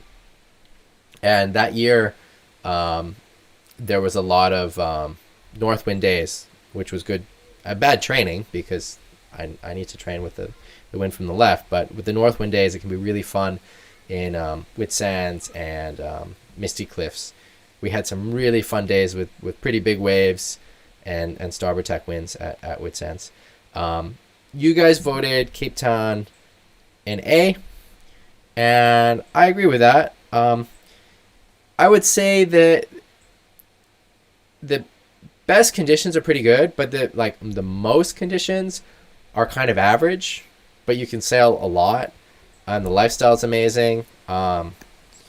So I'd say it's like, I would say it's between an A and a B, but it still is a place I'd go to I happily go to every year. So you guys voted it an A. I'll put it in A. You know, it's you get way more days on the water than you would in San Carlos. It's easier to get to than San Carlos, even if San Carlos has better peak conditions. All right, now we've got Madagascar. So this is somewhere where I guess most of you haven't been. There's two main spots that are easy to get to in North Madagascar. Madagascar is a bit of a mission to get to. You've got Bay of Sakalaava and Baba Ombe in the Emerald Sea. And there's a camp up there run by a nice French guy. I can't remember his name at the moment. That might come back to me. If it does, I'll mention it. But anyway, Madagascar changed my life when I went there. It's an amazing place. It's so beautiful. Maybe the most beautiful place I've ever been. And it feels kind of wild. Once you get away from like Diego Suarez, it feels super wild, and you're on all these like little wooden boats and stuff. I went there to do a movie, like a little windsurfing documentary. And that was around 2013 when I was doing a lot of windsurfing documentaries. Nice one, John. When I was doing a lot of these windsurfing documentaries, and this was kind of the culmination of that.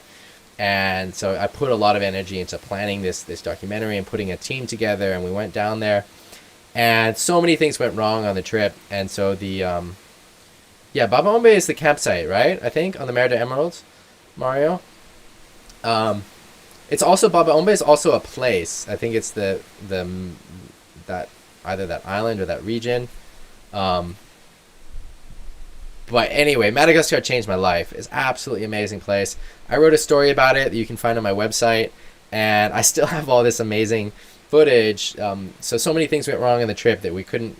The original storyboard, nothing worked.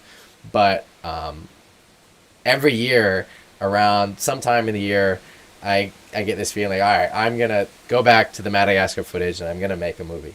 And that hasn't happened yet, though I've got a lot of... often I go back to it and then I do a lot of work, and then, the real... I don't know, or not real, but like the responsibilities of my life kind of take over my time again, and then Madagascar goes back to the hard drives where it lives. But at some point I'm going to finish this little documentary. It's an amazing, amazing place. Changed my life going there. Just so interesting to see, so untouched. And there's a lot of sad things there as well, dealing with this colonial history, and there's a lot of poverty and whatever else. But so amazing. I've got a story about it on my website if you want to read about it, and then at some point I'm going to post this thing. You guys voted it tie between B and C. I'd voted a B. The conditions are actually really good. I mean, every day I was there, it was windy. It was incredibly windy, and I think it's windy for like, from what I heard, I was only there the once. I was there for maybe 3 weeks, and I heard that like in this season, so I think it's like July to September or something, it's windy every day. And there is really good wave sailing. The wave sailing is a bit of a mission to get to. So the spots that are easier to get to are less good, but really good jumping. Kind of like there's a spot in Bay of Sakhalva, which I'd say is kind of like Sprecklesville on Maui, where it's like good jumping, kind of like side on shore wave riding. And then there are some pretty good waves as well in Mer de Emerald, and then some other spots that we found. All right, so North, you guys are funny. All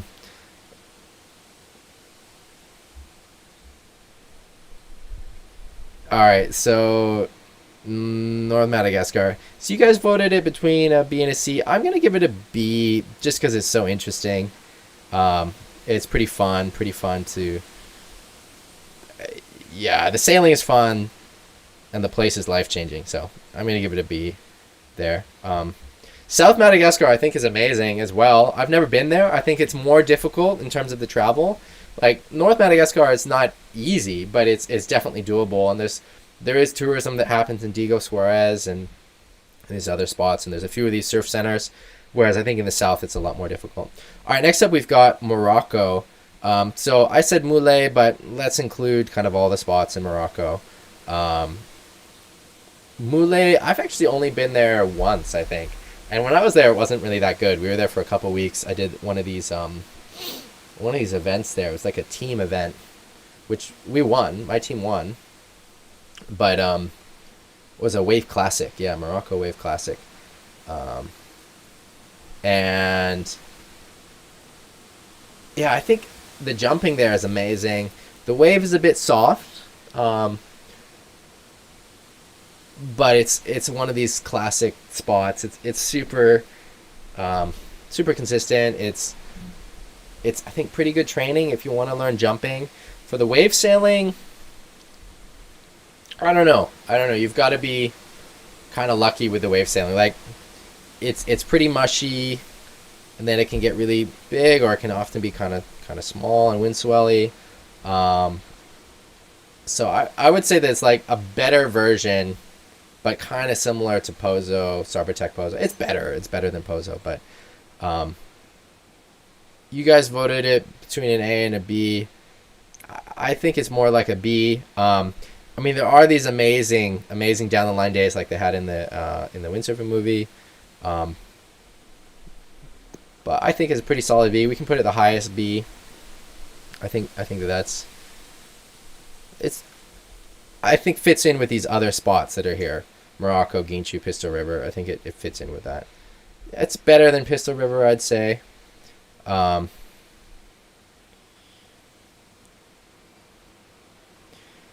wave didn't feel soft. Axel saying he goes to Morocco every spring with the van. There are 4 spots with very different conditions. April, May, October, November is for wave saying. I've got to go back. Maybe we'll do a clinic there. I mean, when travel opens up again, I want to start doing some more clinics. Like, my plan is to do maybe 4 a year. I don't want to do a lot of them because I've got so many other things going on, but it was such a success doing that one that we did in Denmark. And yeah, so I think Morocco's a good place for that. So we're a solid B, between a B and an A. All right, next up we've got Caro. So this is a spot I've only sailed a few times on a few different trips. We can include like La Cudière and Brutal Beach, like these other spots around Marseille as well. I don't know why I didn't write just Marseille, but anyway, Caro is I think the most famous spot for that area. I really love the lifestyle there. I love the south of France lifestyle, like just good wine, good cheese, good food, nice climate, beautiful hills. My board shaper Fabien is from there, from Marseille. Thomas Traversa is from around there, lives in Albania, which is just a tiny bit inland. La Cudière can be super fun as well to sail. Caro maybe has a little bit more punch, maybe a little bit more like down the line days, but I've sailed both these spots, but I am very far from an expert, so I rely on you guys to tell me. You guys voted it between a B and a C.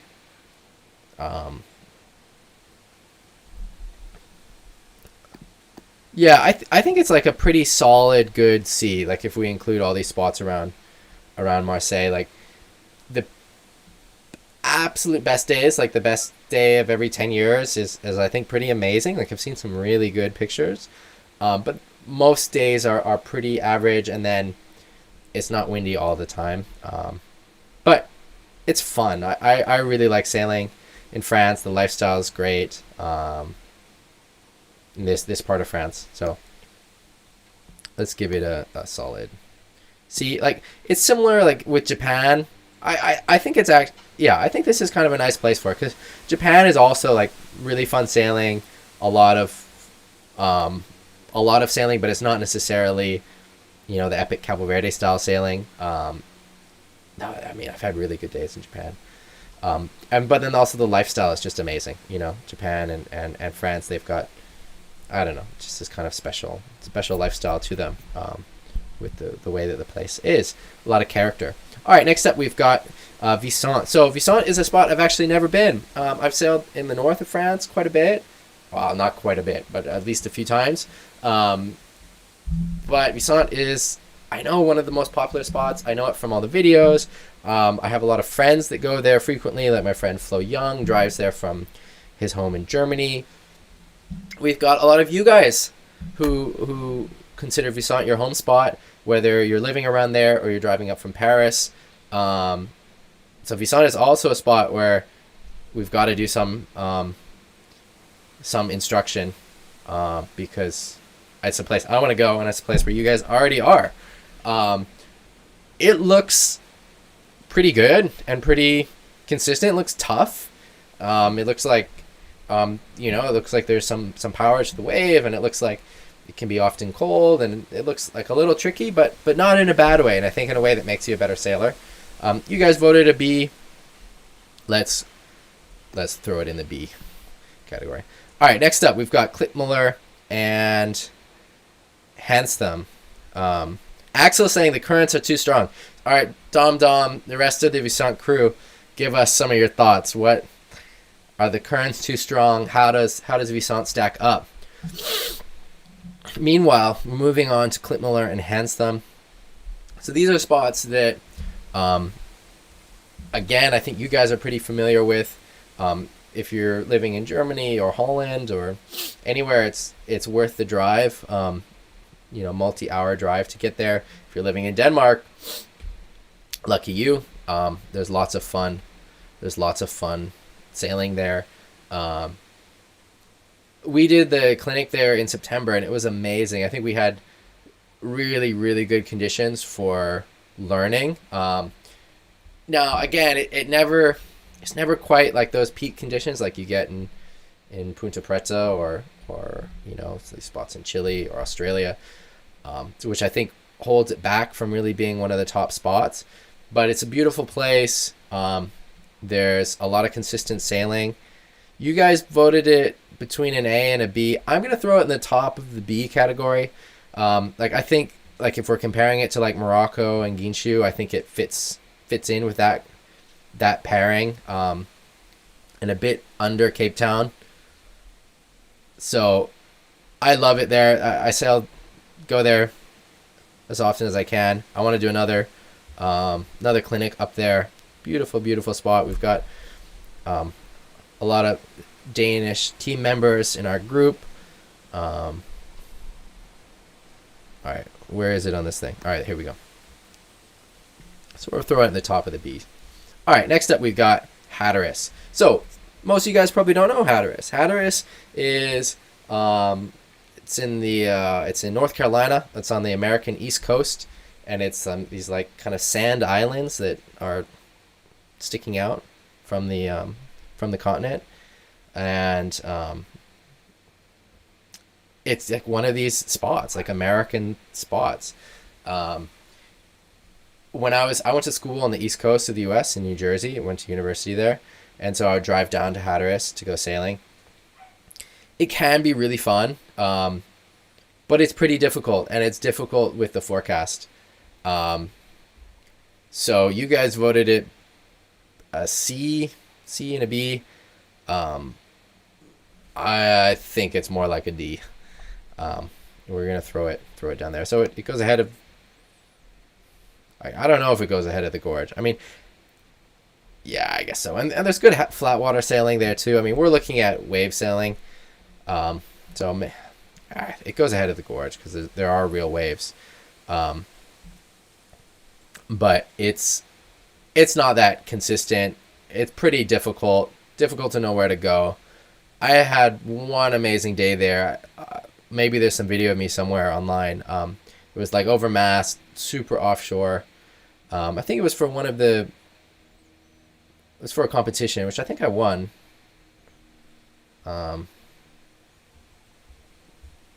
But in general, it's kind of tricky and not that consistent. But if you're living on the East Coast of the U.S., it's definitely worth going to.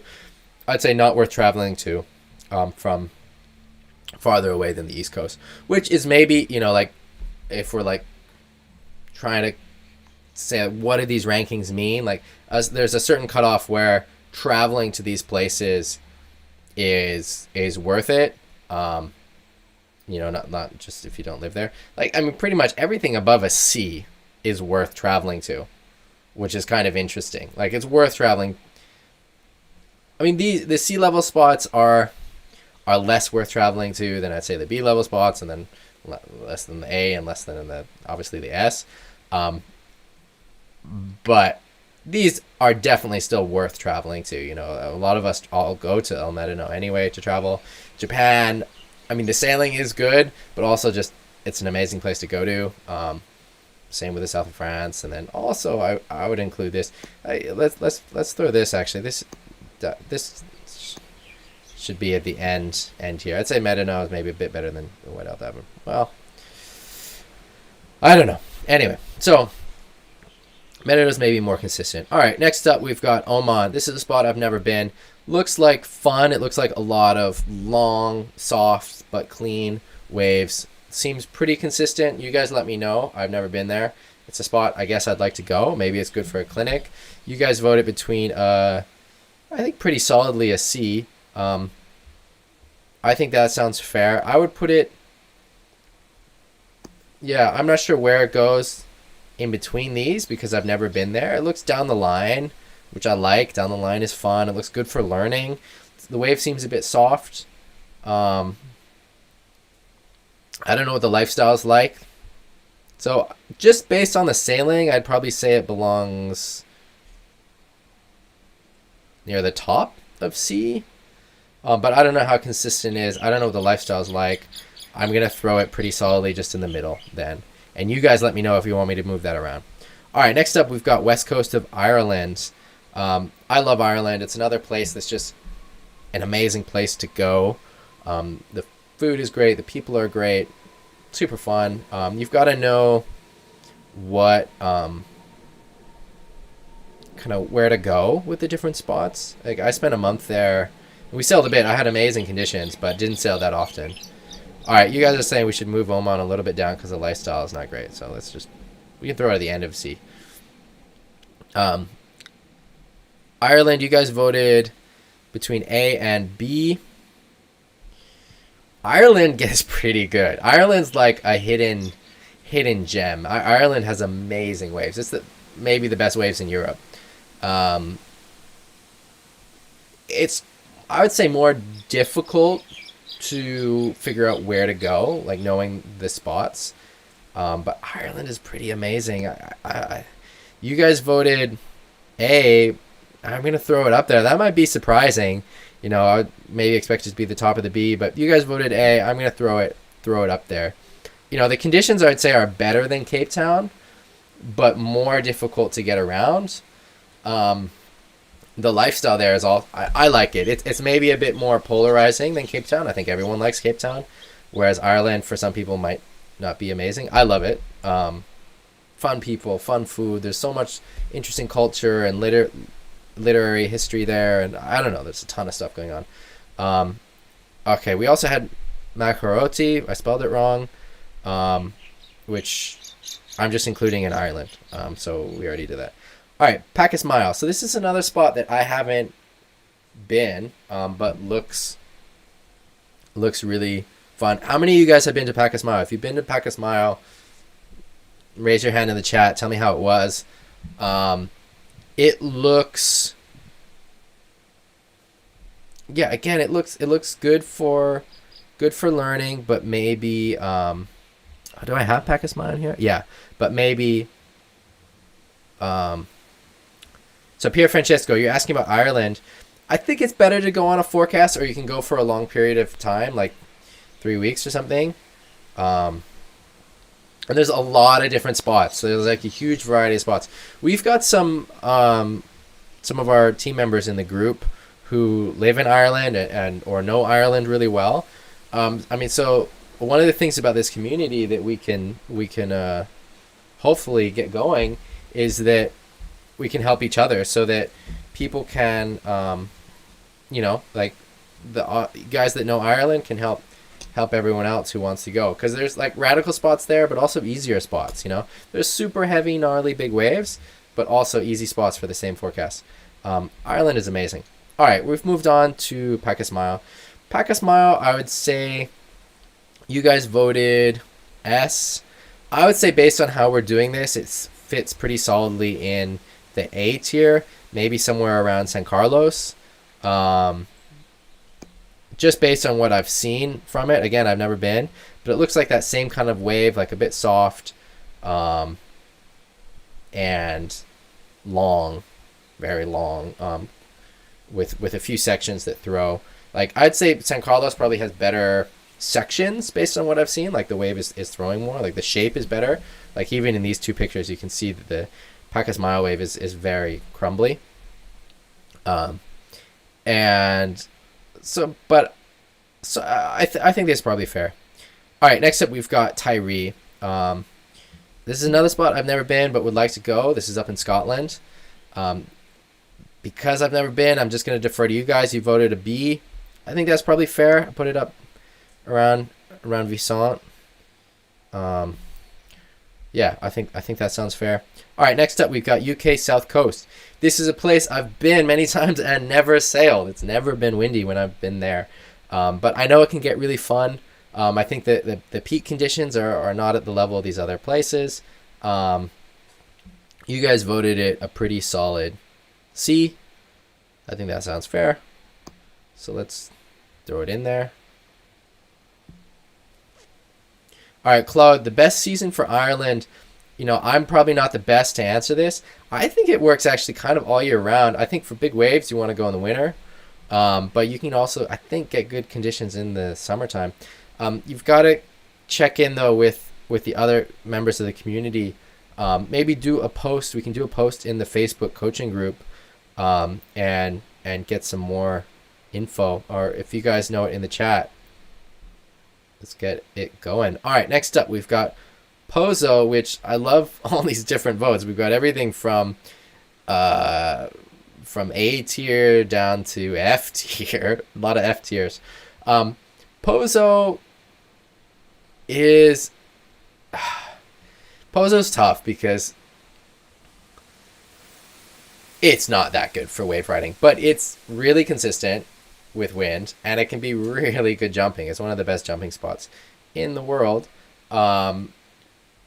But also I can see it being difficult to learn how to jump because you're having to really use the wind a lot. It's one of these places where it's super windy, and not necessarily, so you're jumping with the wind, not with the wave. You guys voted it. What got the most votes here? B? Ugh. It's definitely worse than a B. It's worth traveling to. In terms of conditions, it's so consistent that's what helps it, even though it doesn't really have waves. Like, Silt has better waves than Pozo, but Silt's just not consistent at all. So, I throw at the bottom of the C bracket so far. I could even see putting it in the D bracket, but you can learn a lot in Pozo. All right, next up we've got Margaret River. This is another place I haven't been. I've only seen in photos. Looks amazing. You guys voted S tier. I'm good with that. I'll put it up there with Cabo Verde. All right, next up is Reunion Island. This is another spot I haven't been. There's a lot of places to go. Amazing waves, lots of sharks. Yeah, you guys voted it between A and S tier. I don't know. Should this go A or S? I'd probably say either. I don't know. I mean, it looks amazing, but you guys confirm that. All right, next up we've got Sardinia, which is a spot I really want to go. It's high up on my bucket list. I saw these amazing photos from Cowley there in a spot called Capumanu. I really want to go there. I think it's difficult to get the right conditions. I think the lifestyle's pretty amazing there. Good food, beautiful spot, but difficult to get the good conditions. I saw, for whatever reason, I saw a lot more footage from Sardinia from this year. Looked really fun. Okay, Greg is saying that Tyree is very remote and that's why it's very nice. Works in any swell and wind angle. Being a small, roundish island, any conditions are within a 20-minute drive. Okay, that makes sense. So because it's a flat, round, small island, whatever the wind is, there's a spot you can go. So you just drive to that spot. That makes sense. All right, you guys voted Sardinia a B. B. I can see that. I would say, though, based on conditions, maybe it's somewhere more in this, like, Caro, El Medino section. But, yeah, I think Sardinia is a really hard one to evaluate because I think the lifestyle is amazing. When it works, it's amazing, but it's not consistent. And so how do you fit that in? Because we've got like Japan and Caro, which are like, so I'd say that the conditions of Sardinia are maybe, I think it goes between Japan and Caro. I think the best conditions are better than the south of France conditions. Maybe not better than the best Japanese conditions. But it fits in with like amazing lifestyle, and it's less consistent than these places. So I think we put it in here. Like these three places have good sailing, and also just they're great places to visit anyway. So I think these three make sense being grouped together. Yeah, I agree. The conditions are like way better than south of France when it's good, but I think south of France has a lot more windsurfing days. From what I've seen, I'm not an expert. I'm not living in these places, but from what I've seen, I check the forecast for Sardinia all the time when I'm in Europe because it's somewhere that I really, really, really, really want to go to. Like these pictures from Cali are so amazing. It looks so fun. I love Italy. So it's just not that. It's just not that consistent, I think, compared to the south of France. So that's what's holding it back. Even though I think it is, the peak is a lot better. Japan can get really good. Japan can get good down the line. But all three of these places, I think, are places that are interesting to visit culturally as well. So I think they kind of make sense grouped together. This is just for fun anyway. All right, next up, we've got North Portugal, Viana do Castelo. This is a spot that a lot of you guys have visited before. I haven't. I've got some friends there. It's another spot maybe for a clinic because I think it's so consistent. The wave, I think, is not very powerful, and I think it can often be very small and kind of close out, but it can be a good spot to learn. It's a good spot to learn windsurfing in general from what I've heard. You've got a flat water spot and a good spot to get into wave sailing. It's, for learning, like especially in a clinic setting, you don't need absolute perfect conditions. Just need kind of a consistent enough conditions and conditions that are not too radical that you can keep kind of pushing and progressing. And Vienna, I think, has that. You guys voted it B. I think based on how we've ranked these other spots, it's not as good as these. I think it's next up is C. It's pretty close between B and C in this. I'm gonna throw it in the C category. Somewhere here. All right, next up we've got La Torche. So you guys voted La Torche a B. I've been to La Torche, but I've never sailed there. We can include like that whole area, like the whole like Brittany Peninsula thing. I've had fun sailing in Croissant. It's not an area I know super well. It's beautiful. It's cool. I think it gets amazing waves. I think the wind is a little bit tricky. You guys voted a B, pretty solid B. I'm fine with that. If anyone disagrees in the comments, let me know. Oh, do we have oh yeah, La Torche. So La Torche, and we're including like I should have looked this up beforehand, but is there a name for, you've got these kind of like three peninsula things like sticking out in Brittany. Is there a name for that, guys? That probably would have been a better name than La Torche, but let's throw La Torche. All right, Coronation Beach, you guys voted on, but actually I didn't end up including. Cornwall, so Gwythian, which is a spot in Cornwall. I think it's better just to choose Cornwall. This is another place I haven't been. There's so many places I haven't been.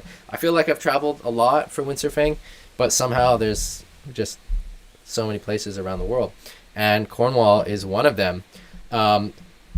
I think it's pretty fun, pretty consistent surfing. You guys voted it an A. I think it's maybe more like a high B based on how we've been doing this ranking. If you guys disagree, let me know. I'm going to throw it here at the top of the Bs. All right, next up, we've got Matanzas. Another spot I don't know. You guys voted in A. I think that sounds solid. Let's throw it up there next to Ireland. Galicia. Galicia is another spot I've never been. Really want to go. I'm always checking the forecast for Galicia. It's a spot that is not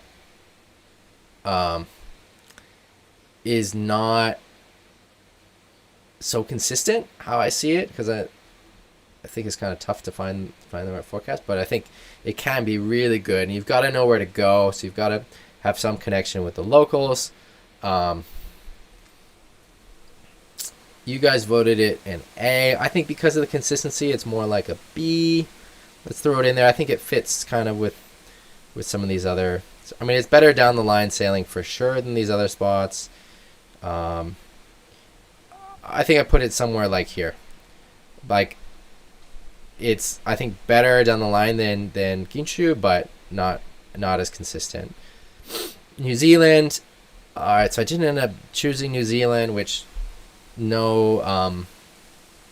against New Zealand. It's just a spot I haven't been, and I figure a lot of other people haven't been there either, even though I think there's amazing windsurfing there. Really amazing. All right, North Shore Fuerte. This is a spot I've been but never sailed. I think it can get really, really good. You guys voted it between an A and a B. Judging with how we've done this so far, I would say it's probably sitting top of the B. I think these spots are all a little bit better. Let me know if you disagree. Do you disagree with that? All right, moving on to Mauritius. All right, you guys voted an S. Another spot I haven't been, but looks amazing. I threw it up in there. All right. We've got Topokalma, which, was that in our list? It was. Well, we didn't do it for some reason. You guys voted it A tier. I think it's pretty high A tier. I'm going to put this up here. All right. Last, we've got Hokipa. We had a lot of different votes for Hokipa. I guess mainly between A and S. Hokipa's amazing for anyone who hasn't been there. So the best days are not... So the average day is maybe not as good as the average day in these 4 spots, but you have way more days on the water. Hokipa's amazing how consistent it is. I mean, you can just sail all the time. And then the best days at Hokipa are near the level of the best days at these other places. And they're just way more days on the water. And then like, what I love about Hokipa is you've got this really powerful wave. It is a powerful wave. It's not that clean, but it's really powerful. You can do aerials, you can do tricks, you can do turns. Like, for example, in Cabo Verde, it's more a way for doing big aerials and like fun speed runs. It's not really a spot for doing like turn. You can do some good turns there, but not like you can do at Hokipa. And it's not really a spot for tricks. Like, a lot of these spots are not spots for tricks, whereas Hokipa, you have both. You can do tricks, you can do 360s, goiters, but it's also a heavy, powerful wave, which is kind of unique in windsurfing. I don't know. I'm trying to think of another place like that I've sailed. If you've sailed somewhere like that, let me know. I think Hokipa definitely has to go in the S tier.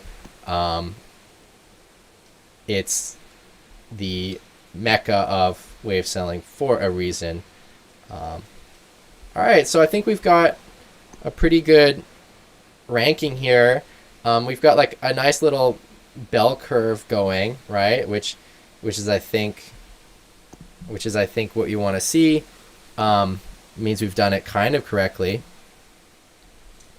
Hokipa's amazing. Like, Hokipa is, it's not as long a wave as maybe some of these spots. It's not as clean a wave, but it's so consistent, and the best days are as good as anywhere. And it's just so consistent. Even the average days, like the mediocre days, are like the best days of the B tier.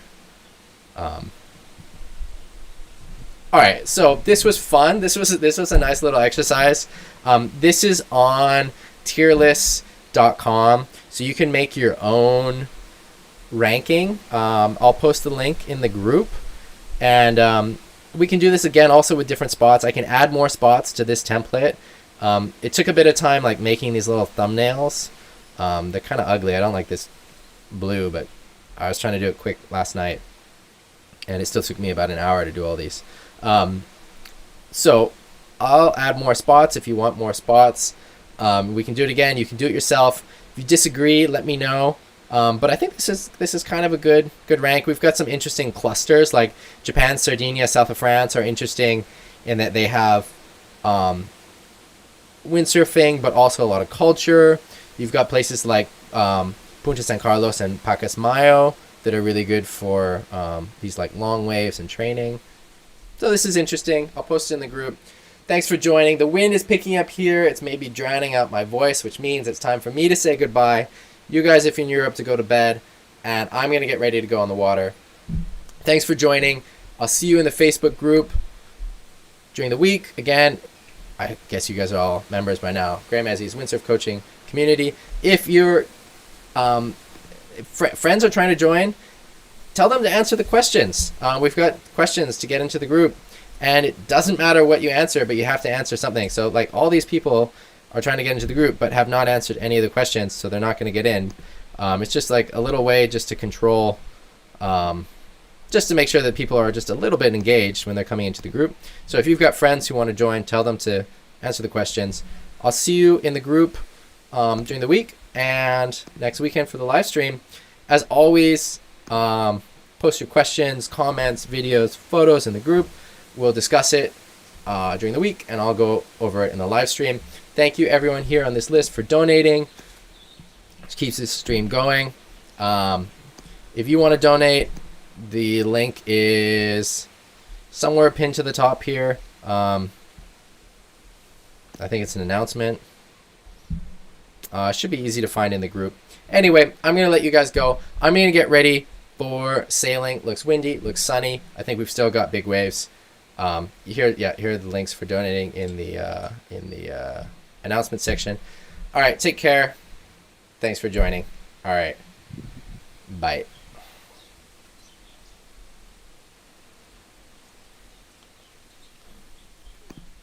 I gotta just shut this off.